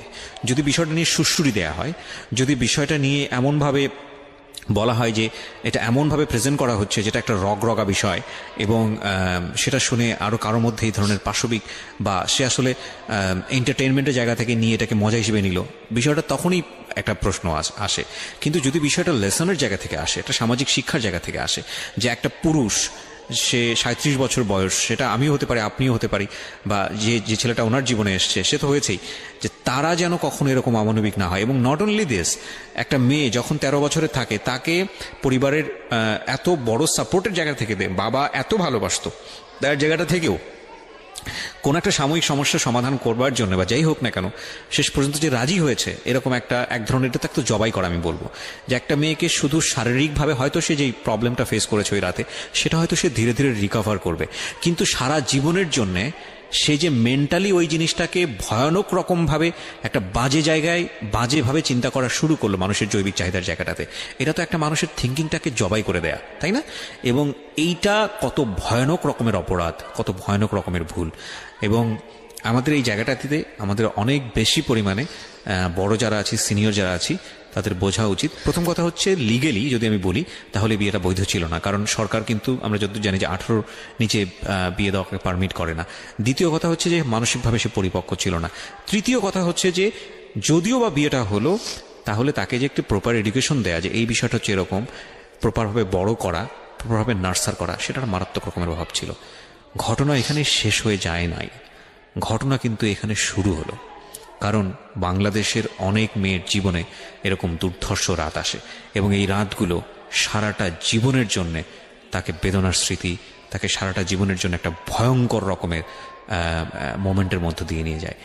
আমরা এগুলো নিয়ে কথা বলতে পছন্দ করি না, আমরা এগুলো নিয়ে কথা বলি না, আমরা এগুলোকে নিয়ে কথা বলাটা একটা সামাজিক জায়গা থেকে ট্যাবু মনে করি। এই ট্যাবুর ধাক্কায় কত কত মেয়ের জীবন, কত কত মানুষের জীবন, কত কত সংসার জীবন নরকে পরিণত হয়েছে, সে খবর অনেকেই আমরা রাখি না, রাখার প্রয়োজন মনে করি না। But this is a very important issue, that's why I am discussing on this. Okay, বলুন আপনি। তারপর যেটা হচ্ছিল যে মানে ওই রাতের পর থেকে মানে ওই লোকটাকে আমার শুধুই দায়িত্ব মনে হয়েছে। মানে আমার কাছে মনে হতো যে এটা আমার দায়িত্ব, যে উনার বাসায় আমার থাকতে হবে, আর উনার সাথে থাকলে আমার এরকম করতে হবে। You feel like this, right? আপনি এই ঘটনা ঘটার পরে কি আপনি কারোর সাথে ডিসকাস করার সুযোগ পাননি যে না, আমি এরকম ক্লোজ কেউ ছিল না যে আপনার সাথে এরকম একটা বাজে ঘটনা ঘটছে, বা আপনি এটাকে রিকভার করতে পারছেন না মেন্টালি, বা আপনার সাথে যার বিয়ে হলো তাকেও বলতে পারছেন না যে আমার এইসব জিনিসগুলো? না, আমি উনাকে ভালোভাবে নিতেই পারছিলাম না।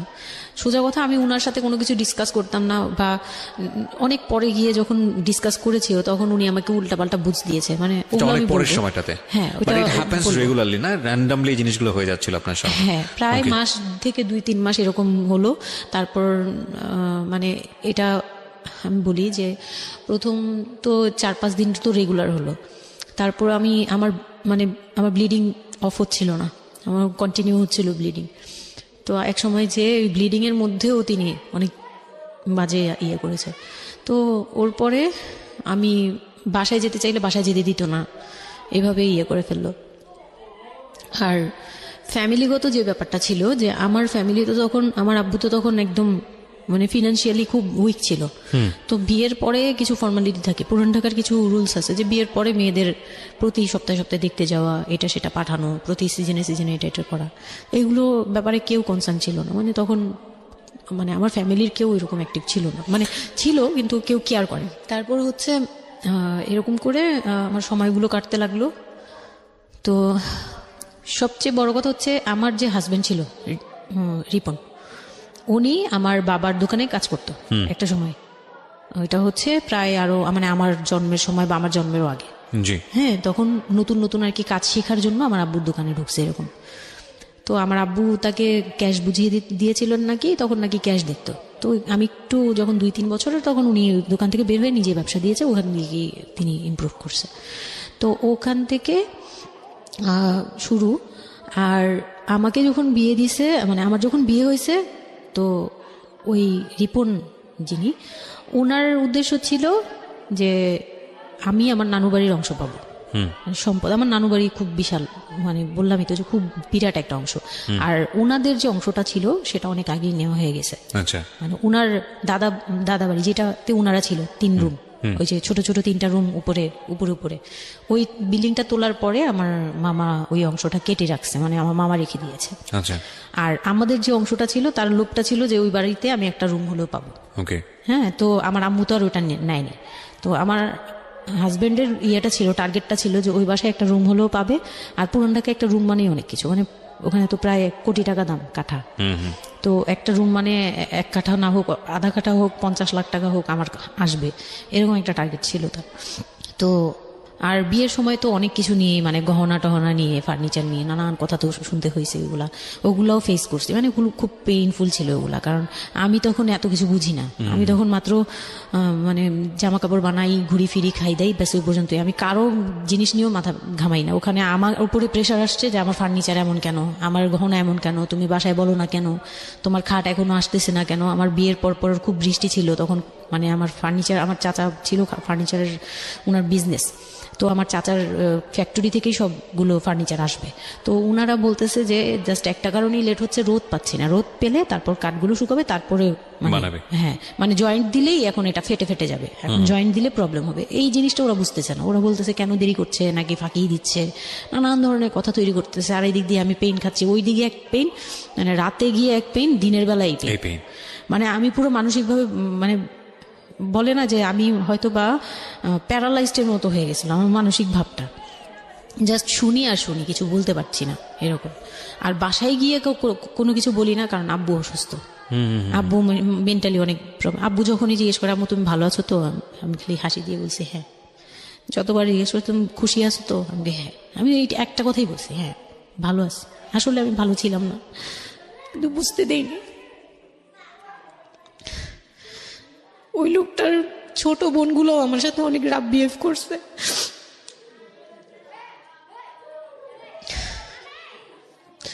তো অনেক রুডলি আচরণ করেছে। আর ওনার যে ছোট ভাইটা ছিল, মানে আমার যে মেজো ভাই যেটা আর কি, ওনার আগে যেটা বিয়ে করেছে, তো ওনার ওয়াইফ ছিল আমার অনেক বছরের বড়, কারণ তাদের বিয়ে হয়েছিল 12 বছর আগে। আমার বিয়ের 12 বছর আগে তার বিয়ে হয়েছিল। আমি যখন বাড়িতে বেড়াতে আসতাম তখন মানে ভাবি রাতে খাওয়া দাওয়া এরকম, আমি ভাবি বলেই ডাকতাম, কিন্তু সম্পর্কে আমি বড় যাই। কিন্তু উনার প্রায় উনাকে আমাকে একসাথে কোথাও দেখলে কেউ বলতো যে তোমার মেয়েটা, মানে এভাবে বলতো। তো ওই দিক থেকে উনার একটু, এটা জেলাসি বলবো না, এটা হয় আসলে, এটা নর্মাল একটা ব্যাপার। কারণ একটা উনি অনেক এজ হয়ে গেছিল, উনি নিজের জায়গা থেকে নিজেকে একটু দুর্বল মনে করতো। আমাকে এমনিতে সাপোর্টও দিত, আবার অনেক সময় দেখে কিন্তু পেইনও দিত, অনেক পেইন দিত। কিন্তু আমি ওই সময়টাতেই কেন জানি আমি ছোট থেকে এই জিনিসগুলো বুঝতে চেষ্টা করি যে কেউ আমাকে কেন জেলাসি করছে, কারণ তার মধ্যে কোনো দুর্বলতা আছে, আমার ওইটার জন্য মায়া হয়। আমার কখনো এইটা মনে হয় না যে সে কেন জেলাসি করবে, আমি তার সাথে এখন কোচাকুচি করবো, মানে এই টাইপের মেন্টালিটি আসে না আমার। কেন জানি মনে হয় এই জায়গাটা যদি শুধরানো যেত, তাকে যদি একটু বোঝানো যেত আমি তাকে খুব ভালোবাসি বা আমি তাকে কিছু হেল্প করতে চাই, এরকম মনে হতো। তো ওই দিক থেকে আমি কিচ্ছু বলতাম না, কিন্তু সে আমাকে খুব পেইন দিত, কথাবার্তা এটা সেটা। উনি অনেক সিনিয়র পার্সন ছিল, তো কোনো গেস্ট আসলে আমাকে কিভাবে ছোট করবে, কিভাবে আমাকে অপমান করা যায়, কিভাবে কি দিয়ে, এগুলো নিয়ে সবসময় ইয়ে করতো। ওই দিকগুলো খুব পেইনফুল ছিল। তো ওগুলো যখন শেষ করলাম, মানে আমার যাকে বলতাম মাঝে মাঝে দুই একটা কথা, এগুলো নিয়ে সে আবার মানে মানে এখানে সেখানে বলে আরো ব্যাপারটাকে বড় বানাতো। তো আমি তখন বুঝতাম না, এখন বুঝি। তো এর মাঝখানে হলো কি, আমি প্রেগনেন্ট হলাম। না, বিয়ের 1.5 মাস পরে আমি হচ্ছে কক্সবাজার যাব। আচ্ছা। আমার হাজবেন্ড বলতেছে যে ঈদ চলে আসছে, তুমি ঈদের মধ্যে কিছু না নিয়ে আসো, ঈদের পরে আমরা কক্সবাজার যাই, এখানে কোনো খরচ টরচ যাতে আমাদের না হয়, হ্যাঁ এই জন্য আমরা কিছু কিনবো না। আমি বলছি আচ্ছা ঠিক আছে। তো তখন হচ্ছে বসুন্ধরা সিটি মার্কেটটা হচ্ছে নতুন হয়েছে। তো উনি বলতেছে আমরা বসুন্ধরা সিটিতে যাব শপিং এ, কিন্তু উনি যেটা বলতেছে যে আমার মানে বসুন্ধরা সিটিতে যাবে, কিন্তু আমাকে যে কিছু কিনে দিবে না এটা আমি জানতাম না। তো ওনার সাথে আমি গেলাম, প্রায় 20 থেকে 25 হাজার টাকা শপিং করলো। ওগুলা হচ্ছে সব ওনার বোন জামাই, বোনের বাচ্চা কাচ্চা, মানে ফ্যামিলির জন্য আর কি, ভাই বোন। আমিও পছন্দ করে করে কিনলাম সবার জন্যই যা যা লাগে। কেনাকাটার পরে আমি তো তখন ছোট মানুষ, তখন তো আমার 13-14 বছর বয়স। তো আমি কখনো এমন হয়নি যে আমি ঈদে জামা কাপড় নিইনি বা জামা কাপড় নতুন জামা কিনিনি, এরকম কখনোই হয়নি। তো ওইটা আমার বিয়ের ফার্স্ট ঈদ।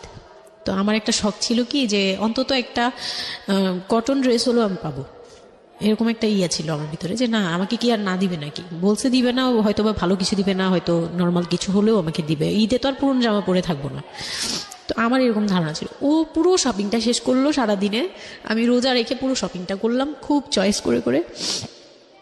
লাস্ট মোমেন্টে যে সে আমাকে নিয়ে চলে আসতেছে, যখন সে আমাকে নিয়ে রওনা দিল, মানে আমার মনটা খারাপ হয়ে গেল, আমি এটা কিচ্ছু বলিনি। বিয়ের প্রথম ঈদ, প্রথম ঈদ এটা, তো আমি কিচ্ছু বলিনি। সাচ এ ইডিয়ট, মানে নাথিং টু সে, মানে স্পিচলেস টোটালি। হ্যাঁ, পরে উনি কিচ্ছু কিনে দিল না আমাকে, তখন আমি না মনটা খারাপ হলো আমার, কারণ স্বাভাবিক এটা আমার এখনকার বয়স হলে হয়তো হাইড করতে পারতাম, আমি এখনো পারি না, সত্যি কথা বলতে আমি কখনোই নিজেকে হাইড করতে পারিনি, এখন তো তখন তো আরো পারতাম না। তো উনি আমাকে করলো কি যে আসার সময় বলতেছে যে একবারে নিচে, তখন বলতেছে তোমার কি মন খারাপ, আমি বলছি যে না আমি তো কিছু নেই নাই, ঈদের দিন কি পরবো, তো বলতেছে তোমার তো অনেক ড্রেস নিয়ে আসছো, ওগুলা থেকেই পরো, ওগুলাই তো এখনো পুরোনো হয়নি, এখন দরকার কি আছে কেনার, বলে তারপরে চুড়ি দেখলো, চুড়ি দেখে আমাকে 2 মুঠ চুড়ি কিনে দিল 200 টাকা। এই ছিল আমার ঈদের মানে ফার্স্ট অ্যান্ড লাস্ট, এইটাই ছিল আমার শপিং, আর কোনো কিচ্ছু কিনে দেয়নি সে আমাকে। তো বাসায় আসলাম, বাসায় আসার পরে তার ভাই বোনরা বলতেছে যে সবার জন্য কিনছেন, ওর জন্য কিছু নেন নাই।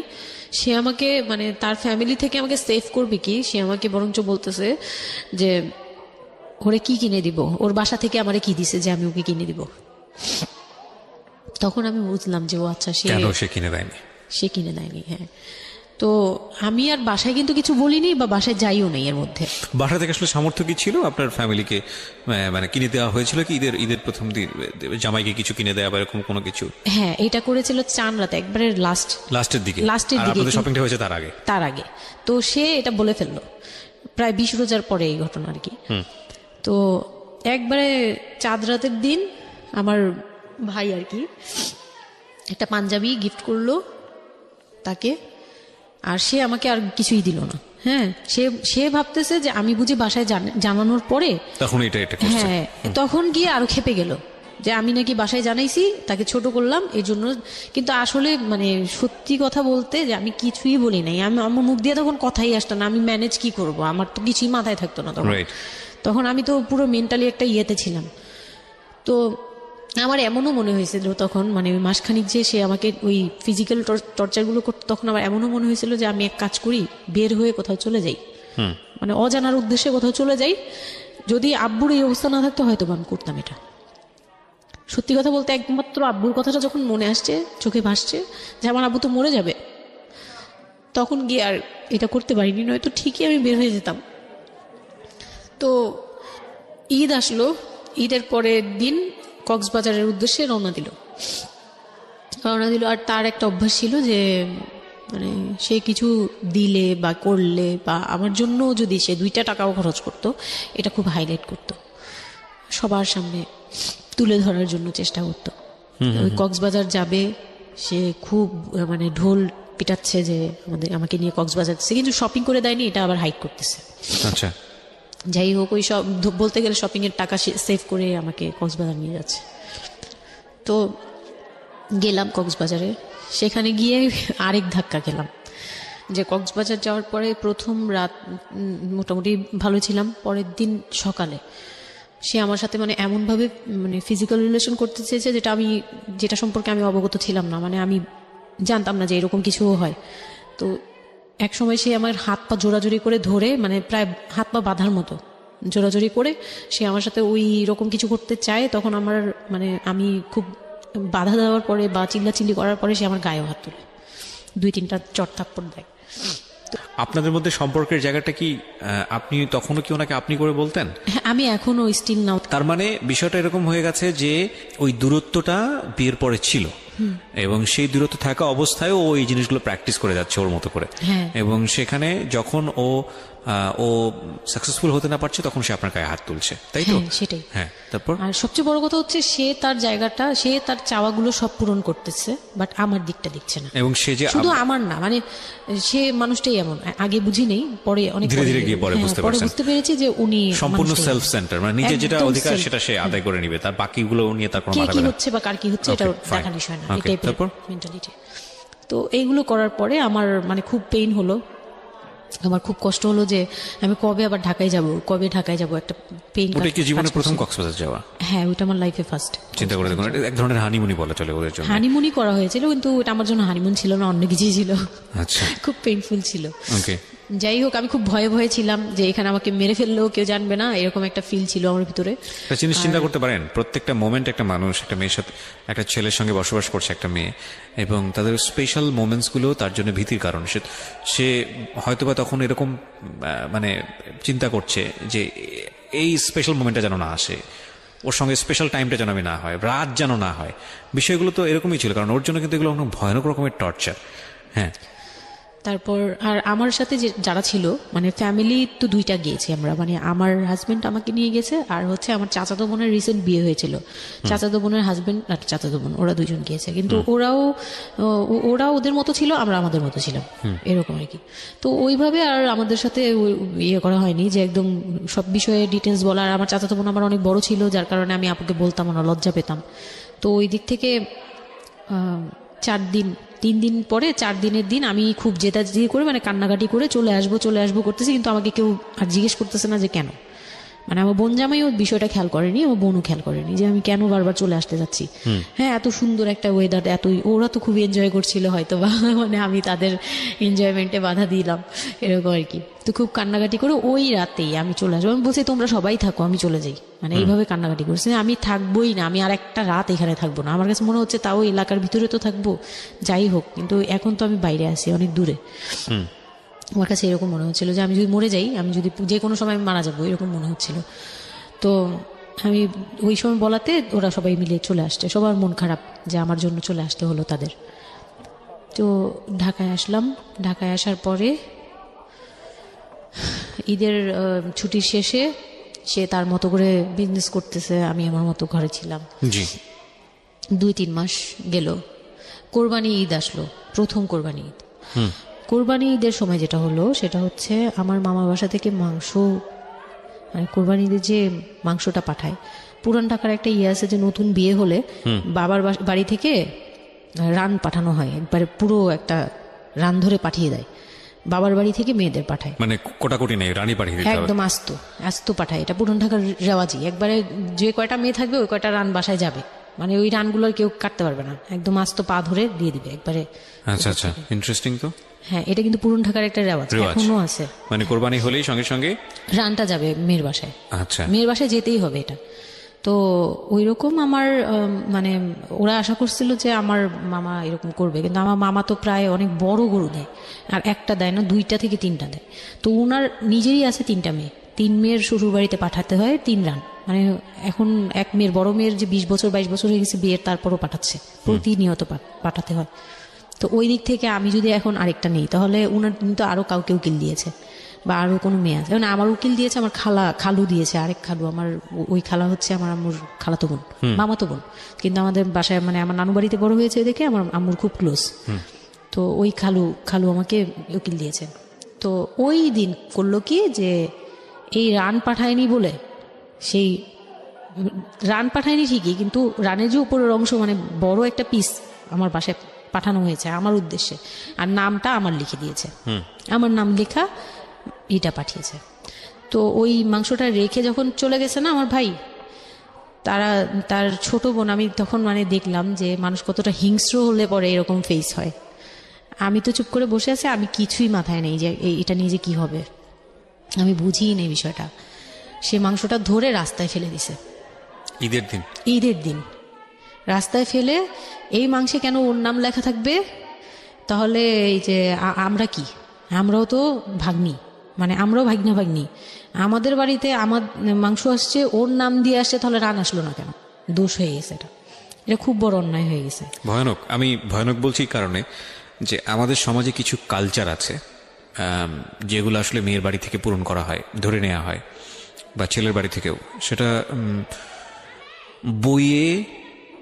পাঠ্য বইয়ে তো থাকে না এগুলা, মানে কালচারে আছে, এগুলো শুনতে ভালো লাগে, কিন্তু প্র্যাকটিসের জায়গা থেকে যদি এটা অত্যাবশ্যকীয় নিয়ম হয়ে যায়, কখনো কখনো যেটা কতটা ভয়ানক পেইনফুল হয়। কান্ট ইউ এভার ইমাজিন যে বাবার সামর্থ্য নাই, তারপরে তাকে চিন্তা করতে হচ্ছে যে আমার মেয়ের বাড়িতে একটা রান পাঠাতে হবে, আমার কোরবানি দেওয়ার সামর্থ্য নাই, এই রান পাঠানোর জন্য আমাকে কোরবানি দিতে হচ্ছে। মানে আমাদের এই ব্যাড প্র্যাকটিসগুলা কতটা ভয়ানক হয়ে গেছে আমাদের সমাজে, এবং ইনফ্যাক্ট এগুলো নিয়ে কেউ কখনো কথা বলে না। এগুলো নিয়ে কথা বলা উচিত। একটা মানুষ, একটা সোসাইটি চেঞ্জ হবে কিভাবে, একটা একটা মানে পুরো কমিউনিটি চেঞ্জ হবে কিভাবে, একটা রাষ্ট্র চেঞ্জ হবে কিভাবে, এই ছোট ছোট ছোট ছোট, আমরা তো সব জায়গাতেই পয়জনাস। এই ছোট ছোট ছোট ছোট বিষয়গুলো যদি চেঞ্জ না হয়, আমরা যে এত এত ডিগ্রি নিচ্ছি, প্রতি বছর পিএইচডি, ভুরি ভুরি পিএইচডি বের হচ্ছে, ডক্টরেট, হ্যাঁ, আমাদের বিশ্ববিদ্যালয় ভরে যাচ্ছে, আমাদের আমাদের ছেলেমেয়েরা গোল্ডেন এ প্লাস, আমাদের পাশের হার বাড়ছে। কিন্তু এই সব যে মানে মানে খোরা কালচার, ল্যাংড়া টাইপের কালচার, এগুলোর যে পরিবর্তন হচ্ছে না, বা এগুলো নিয়ে যে কেউ কখনো কোনো কথা বলে না, এগুলো নিয়ে না পত্রপত্রিকায় কথা হয়, না কোনো মিডিয়াতে কথা হয়, অথচ এগুলো আমাদের জীবনটাকে পঙ্গু করে দিচ্ছে, এবং এগুলো নিয়ে কেউ কখনো কথা বলে না।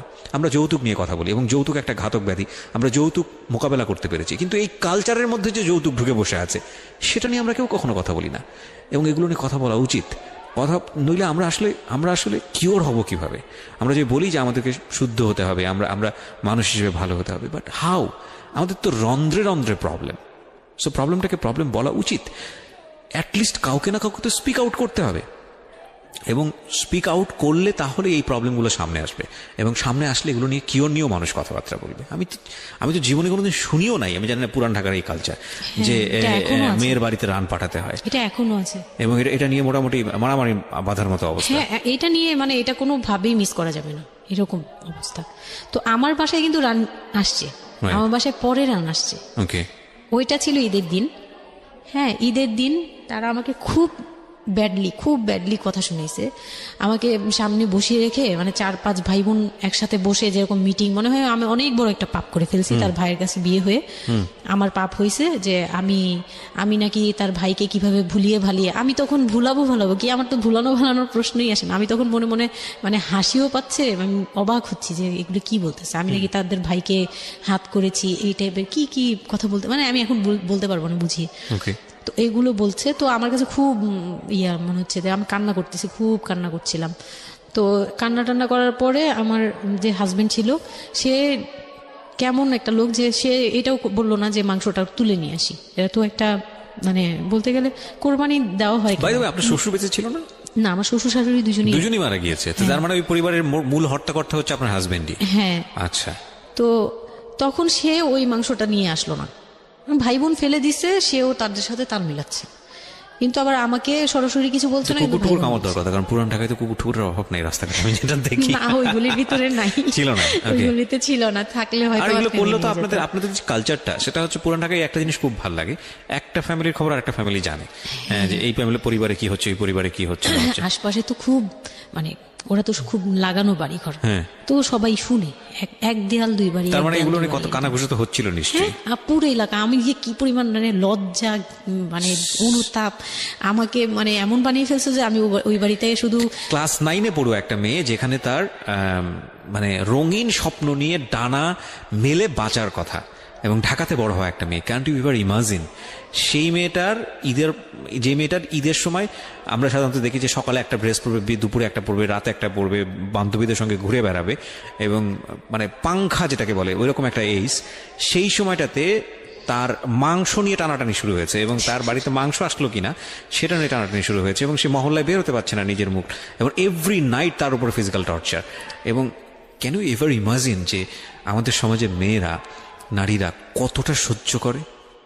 কেউ সুবিধাভোগী অফকোর্স, কিন্তু ম্যাক্সিমাম ফেসটাই হয়তো বা এরকম। এবং এই জন্য নারী নির্যাতন বলে যে শব্দটা না, আসলে এটার যে ব্যাপ্তি, মানে এটার যে কতটা ভায়োলেটিভ হতে পারে, এটার ভেতরে না ঢুকলে আসলে বোঝা যায় না।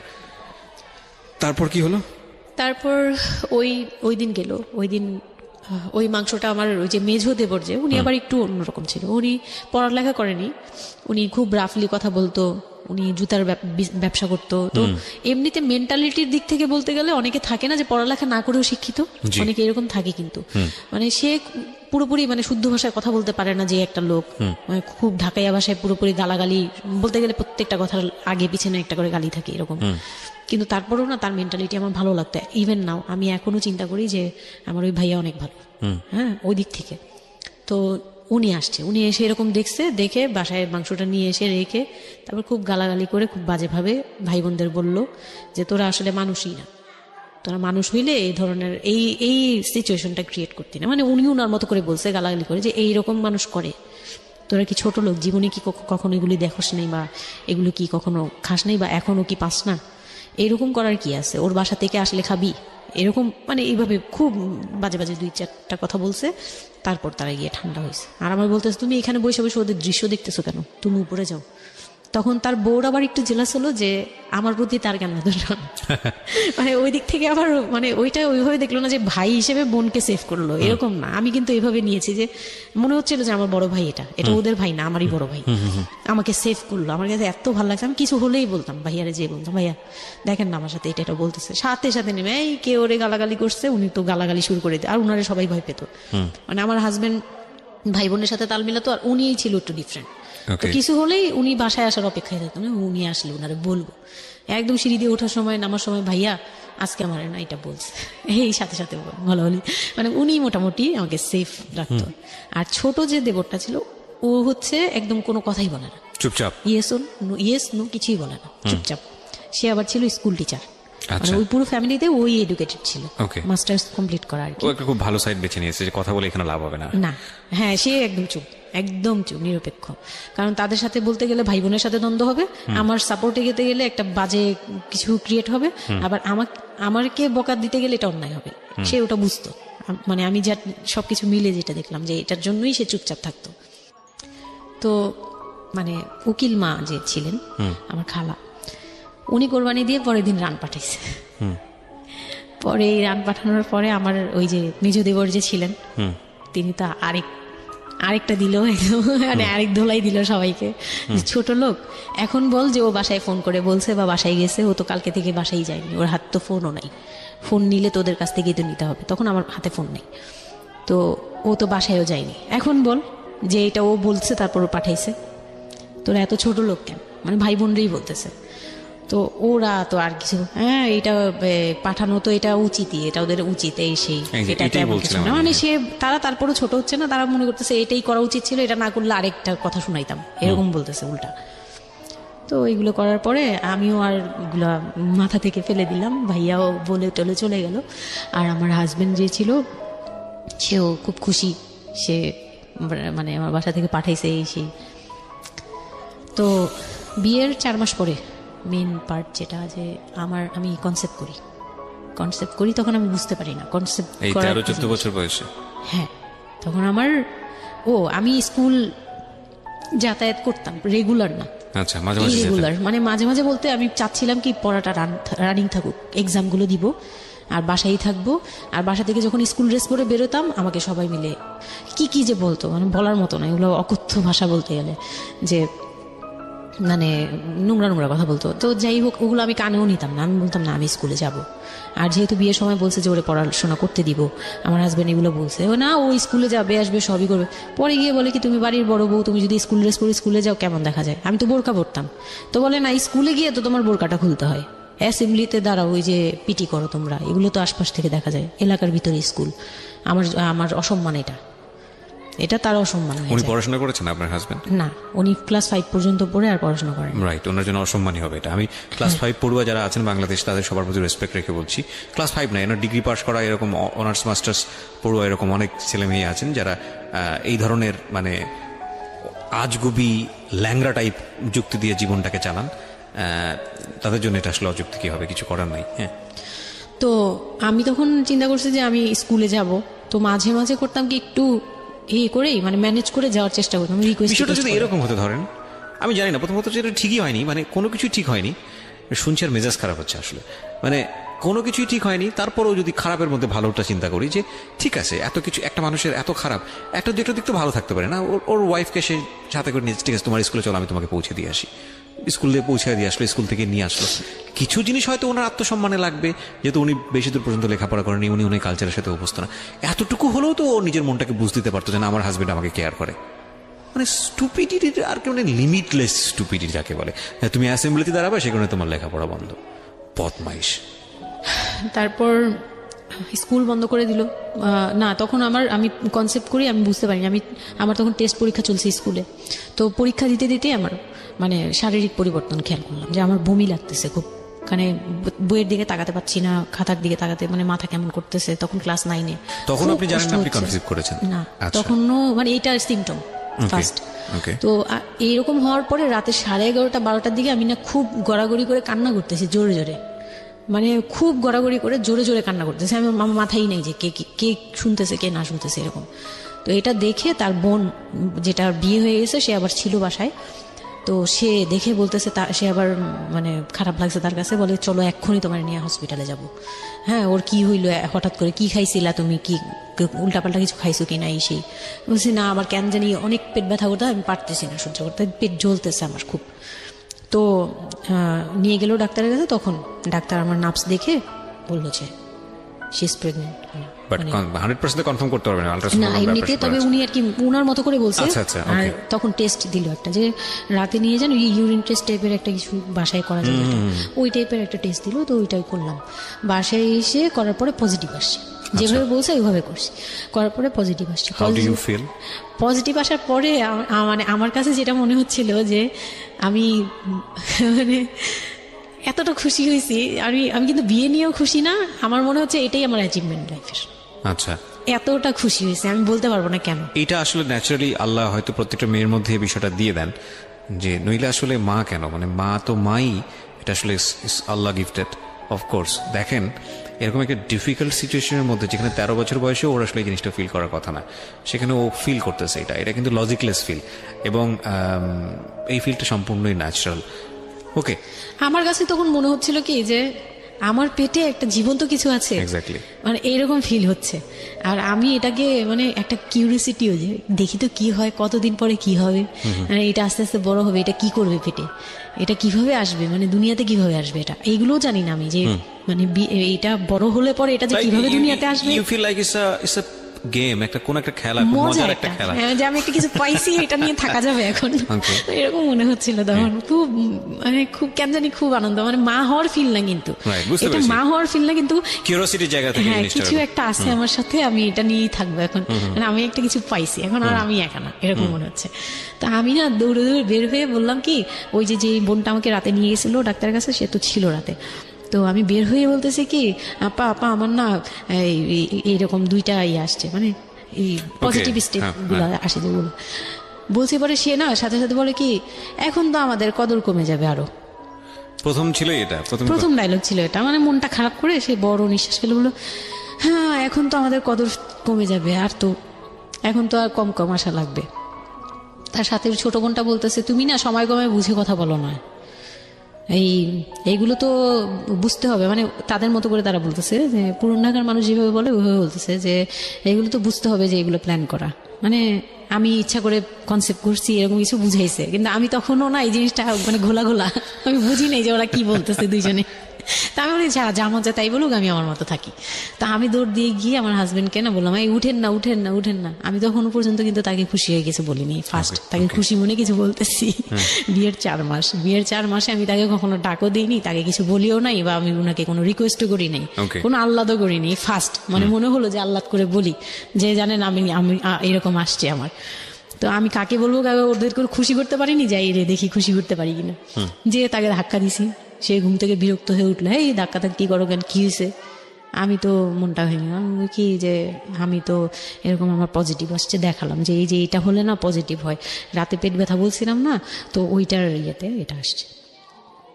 তারপরে না চুপ হয়ে তাকায় আছে, বলে কি এইগুলা কি মানে বুঝলাম না। বলে কি এইটা তো ঠিক না। কি ঠিক না? তারপর বলতেছে যে এখন তো এগুলোর দরকার নেই আমাদের, এখন তো এগুলোর কোনো দরকার নেই। তো আমি বলি আপনি আবার স্কুল যেতে দিবেন না। আমি এবার তখন মুখ খুললাম, আপনি স্কুল যেতে দেন না, তারপরে আর আমি তো এই জিনিস মানে এটা কিভাবে কি হয়েছে আমি তো জানি না। আমি ভাবছি যে আপনি হয়তো বা কিছু করছেন, আমি জানি না।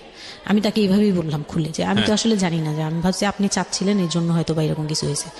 আর মানে প্রোটেকশন নেওয়াটা বা সবকিছু তার উপর ডিপেন্ড করে। তারপর হচ্ছে এটা বলার পরে না মানে আমি আর কিছু বলার মতো ইয়েতে ছিলাম না, আমি চুপচাপ, যে ওরা কি করবে না করবে আমি কিছু জানি না।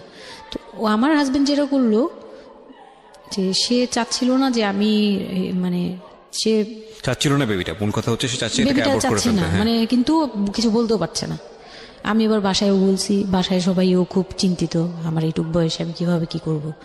আর এদিক দিয়ে আমি এবার কিছুই বলছি না, আমি আমার মতো করে চলছি, নর্মাল লাইফ কাটাচ্ছি। আমার কোনো শারীরিক পরিবর্তন তেমন আসে নাই, সত্যি কথা বলতে। শুধু একটু মানে কিছু কিছু খাবার আছে একটু বাজে লাগতো, এই ছাড়া আমার সবই নর্মাল। আমি নর্মাল ওয়েতেই আমি ওই ওষুধ খাচ্ছি রেগুলার, আর হাঁটা চলা করতেছি, লাফালাফি সিঁড়ি বাওয়া কোনো কিছুতেই আমার ইয়ে নেই, যেটা আছে আছে। ডাক্তার থেকেও কোনো ধরনের কোনো কন্ডিশন দেয়নি? না, ডাক্তার দিয়েছে, ডাক্তার ওই যে 2-1টা ওষুধ দিয়েছে। প্রথম কথা হচ্ছে ডাক্তার থেকে যে বাক্যটা আসলে ছিল যে এই 13 বছরের মেয়ের সাথে এটা কিভাবে হলো? ও ডাক্তার, হ্যাঁ, তখন যখন ফার্স্টে ওই দেখলো, তো উনি বললো যে এটা তো আসলে নষ্ট করাটা ওর জন্য রিস্ক।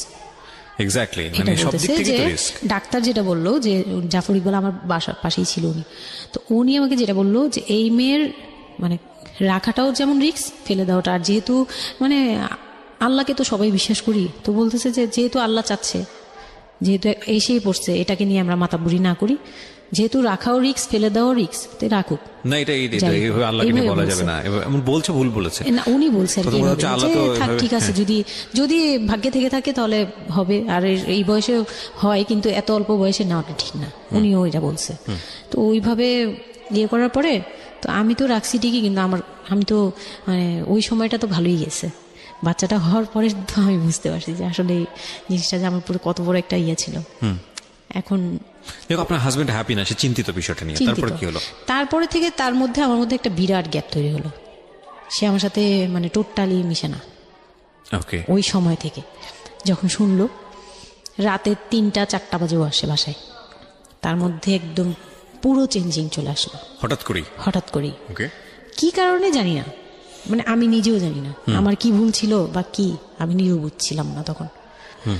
ওই সময় একদিন আসলো রাতে 3:30 না 3টার দিকে, হ্যাঁ 3টার পরে আর কি আসছে। আসার পরে আমি ওই দিন খুব খেপলাম যে প্রত্যেক রাতে, আমি একটা অসুস্থ মানুষ, আমি রাত জেগে আপনার জন্য ভাত নিয়ে বসে থাকি, আপনি প্রত্যেক রাতে এরকম লেট করে আসেন, আমাকে গেট খুলে দিতে হয়, আমি ঘুম থেকে উঠেও গেট খুললে আমার খুব কষ্ট হয়, সিঁড়িটা বেয়ে নেমে আমার গেটটা খুলতে হয়, আমার ভয়ও লাগে, আমি কখনো বাসায় একা থাকিনি। ওই প্রথম মানে আমাকে সে চুলে ধরে সে টেনে ও সিঁড়ি দিয়ে নামাইছে, মানে নামায় সে আমাকে বের করে দিবে এখন। হ্যাঁ, এত বড় ইয়ে হয়ে গেছে, সাহস হয়ে গেছে, এক্ষুনি বাসা থেকে বের হও। সে কিন্তু নেশাও করে নাই, কিচ্ছু না, সুস্থ একটা মানুষ, এরকম করতেছে। তো তার ভাই বোনগুলো এসে বলতেছে আপনি কি মানুষজন কি বলবে, তারা মানুষজনের চিন্তা করতেছে, কিন্তু আমার যে টর্চার হচ্ছে এটা বলতেছে না। এইটা আরেকটা বিষয়, এই যে এগুলো বিষয় আসলে না আমার মেজাজ খুব খারাপ হয়ে যায়। যাই হোক, আপনি যেটা আনছেন, আমি খুব সেন্সিটিভ একটা বিষয় একটু কথা বলতে চাই। সেটা হচ্ছে এই যে আপনারা যত মানুষজন চিন্তা করেন, নিজের ঘরের ভিতরে একটা মানুষ ঠিক নাই, এটা আমি আপনাদের কথা বলছি না, এটা বাংলাদেশের সামাজিক অবস্থার চিত্র। সেটা হচ্ছে আমরা নিজের ঘরের মধ্যে অনেক সময় দেখা যায় যে আপনারা যখন ঘরের মধ্যে একটা বিপদে পড়েন, আপনার চারপাশের লোকজনকে এসে আপনার সেটা সলভ করে। তো ফার্স্ট আপনি ঘরের কথা আগে চিন্তা করেন, আপনার মেয়ে কিভাবে ভালো থাকবে সেটার কথা চিন্তা করেন, আপনার ছেলেটা কিভাবে ভালো থাকবে সেই কথাটা চিন্তা করেন। এতে যদি আপনার দুর্নাম হয়ও কিছুটা, সেটা আপনার ওভারলুক করা উচিত। বরং আপনি যাদের কথা চিন্তা করে এই ছেলে মেয়েদের প্রতি খারাপ আচরণ করতেছেন, আপনার ছেলে মেয়ে খারাপ থাকার কারণে একটা সময় গিয়ে সেটা আউটব্রাস্ট হবেই। যেই মান সম্মানের কথা আপনি চিন্তা করতেছেন, সেই মান সম্মান আরো বেশি পরিমাণে ক্ষতিগ্রস্ত হবে।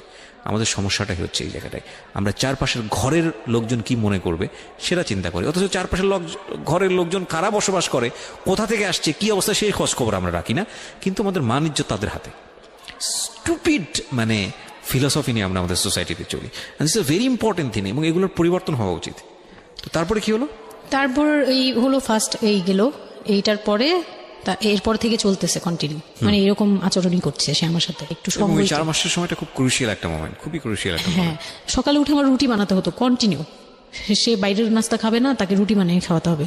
ওই অবস্থায় আমি মানে সকালে উঠে ঘুম থেকে উঠে রুটি বানাতাম, ওর ভাই বোনের জন্য, ওর জন্য, সবার জন্য বানাতাম। এটা না আমাদের সমাজের ছেলেরা না বুঝতেই চায় না, এবং এটা নিয়ে আমাদের কোনো শিক্ষা নাই। আসলে আমি মানে দেখলাম যে এতটা আমি আমার নিজেকে জড়িয়ে ওই কথাটা বলছি, কারণ আমি তো নিজেও বাবা হয়েছি, আমি নিজে থেকেও বুঝি জিনিসটা। মানে এই যে পরিবর্তনটা সমাজ, মানে পরিবারে যখন নতুন একজন সদস্য আসে, সবচেয়ে বড় প্রেশারটা ফিল করে হচ্ছে মা, কারণ তার লাইফ রিস্ক হয়ে যায়। কিন্তু এখানে বাবার যে দায়িত্বটা, খুব মজার বিষয় হচ্ছে, আমি আমার নিজের এক্সপিরিয়েন্সের জায়গা থেকে বলতেছি, যে বাবার দায়িত্বের জায়গাটা বোঝা শুরু হয় সন্তান দুনিয়াতে আসার পর থেকে, এবং তাও ইমিডিয়েটলি আসে না। সন্তান একটু করে বড় হচ্ছে, অ্যাটাচমেন্টটা হচ্ছে, যখন নড়াচড়া সামনে দিয়ে নড়াচড়া করতেছে, একটু মিস হচ্ছে, দূরে থাকতেছে, তারপরে কি মানে সন্তান যখন মোটামুটি প্রাপ্তবয়স্ক 1 বছর 2 বছর বয়স, ওই সময় বাবা ফিলটা আসে, তুলে দেয়, তখন তখন হচ্ছে বাবা ফিলটা পায়। তার আগ পর্যন্ত বাবা বুঝতেই পারে না, তো মানে আসলে কি বাচ্চাটা আমার কোত্থেকে আসলো, এই সত্য ফিলটা এরকম থাকে, এটা খুব ন্যাচারাল একটা ফিল। কিন্তু এই ন্যাচারাল ফিলটার সুযোগ নিয়ে অনেক সময় আমরা একটা অবুঝের মতো আচরণ করে ফেলি, হ্যাঁ, ভয়ানক আর বাজে আচরণ এটারও করে একটা ফেলি। থাকে, মাত্রা থাকে। যেমন আপনি কতটুকু মানে কতটুকু কেয়ারফুল ছিলেন, কতটুকু ছিলেন, এটার কিন্তু একটা লেভেল আছে, অবশ্যই। পার্সেন্টেজ আছে এবং একটা। এটা নিয়ে শেখানো উচিত আমাদের আমাদের আমাদের আমাদের মানে এডুকেশন সিস্টেমের মধ্যে তো নাই। হ্যাঁ। এবং আমরা জানি না ম্যারেজ কাউন্সিলিং বলে অনেক একটা বিষয় আছে, এগুলো তো আমাদের প্র্যাকটিসে নাই, কোনোভাবেই না, নাই। এগুলো তো আমাদের কাছে চিন্তাই মনে করা হয় যায় না, যে বিলাসিতা extra বিলাসিতা এবং extra বিলাসিতা এবং মনে হয়। আমাদের আসলে এগুলো দরকার রাইট আছে। রাইট এবং বাবা যিনি, একটা হচ্ছে যে মা হওয়ার একটা প্রিপারেশন দরকার আছে, মেন্টাল প্রিপারেশন, একটা বাবা হওয়ার জন্য একটা মেন্টাল প্রিপারেশন দরকার আছে। আমাদের সমাজে এটা টোটালি মিসিং। আমরা এই নারী দিদিদের কাছ থেকে যে গাইডটা পেয়ে আসছি এবং সেটা না বুঝে না শুনে প্র্যাকটিস করেছি, ওগুলোই প্র্যাকটিস রাইট। চলছে এখন। আমি জানি না, আজকে আমি সত্যি এই কথাগুলো বলতেছি, হয়তো আমরা ওই রাতারাতি পরিবর্তনের জায়গায় যেতে পারবো না, বাট আমি শুধু একটা কথাই বলতে চাই, সেটা হচ্ছে বাবাদের দায়িত্বটা অনেক বেশি, বিশেষ করে বাচ্চা চলে আসার পর থেকে মেন্টাল সাপোর্টটা খুব জরুরি, খুবই জরুরি। হ্যাঁ, এবং কারণ এটা একটা মেয়ের লাইফ রিস্কের প্রশ্ন, এবং আপনি জানবেন না যে সে আসলে কতটা ভয়ানক রকমের লাইফ রিস্কের মধ্যে রেখে সে একটা সুন্দর স্বপ্ন দেখে। তো ওই মানুষের পাশে কিছুই না, আপনি শুধু কোম্পানি দেন, এবং এই কোম্পানিটা তারা খুব মিস করে এই সময়টাতে। হ্যাঁ, এটাই ও বলার চেষ্টা করছে। তারপর হচ্ছে যে আমার বেবি হলো হসপিটালে যখন মেয়ে হলো, তো এই রুমটাতে ঢোকার পর্যন্ত আমি খুব ইয়েতে ছিলাম, মানে রুমটাতে যখন ঢুকি তখন আমি কান্না করছিলাম, খুব ভয় ছিল যে, ওটিতে? হ্যাঁ, ওকে। তখন মনে হচ্ছিল যে আমি মরেই যাই নাকি, এরকম মনে হচ্ছিল। আর আমাকে তো মানে অপারেশন করবে, তারাও ডাক্তার বলতেছে এই মেয়ের অপারেশন কি করবো, আর এই মেয়ে নর্মালে কি বেবি দিবে। আমি বলতেছে এটা তো গ্রামগঞ্জ না, আপনারা কি করছেন। আমি তখন আরো শুকনা ছিলাম, তো আর এমনিতেও বয়সও কম ছিল, আবার শুকনাও ছিলাম, দেখতে আরো পিচ্ছি লাগতো। বলতো যে অনেক দুর্বল, তো ও তো মানে ঠিক মতো টেক কেয়ারও করেন নাই বাসায়। হ্যাঁ, বলতেছে একদম আমার এই হাতের মানে এইগুলো ব্রিন গুলো বুঝে যেত, এইগুলো বুঝা যেত, একদম হাড় গোড় বুঝা যেত।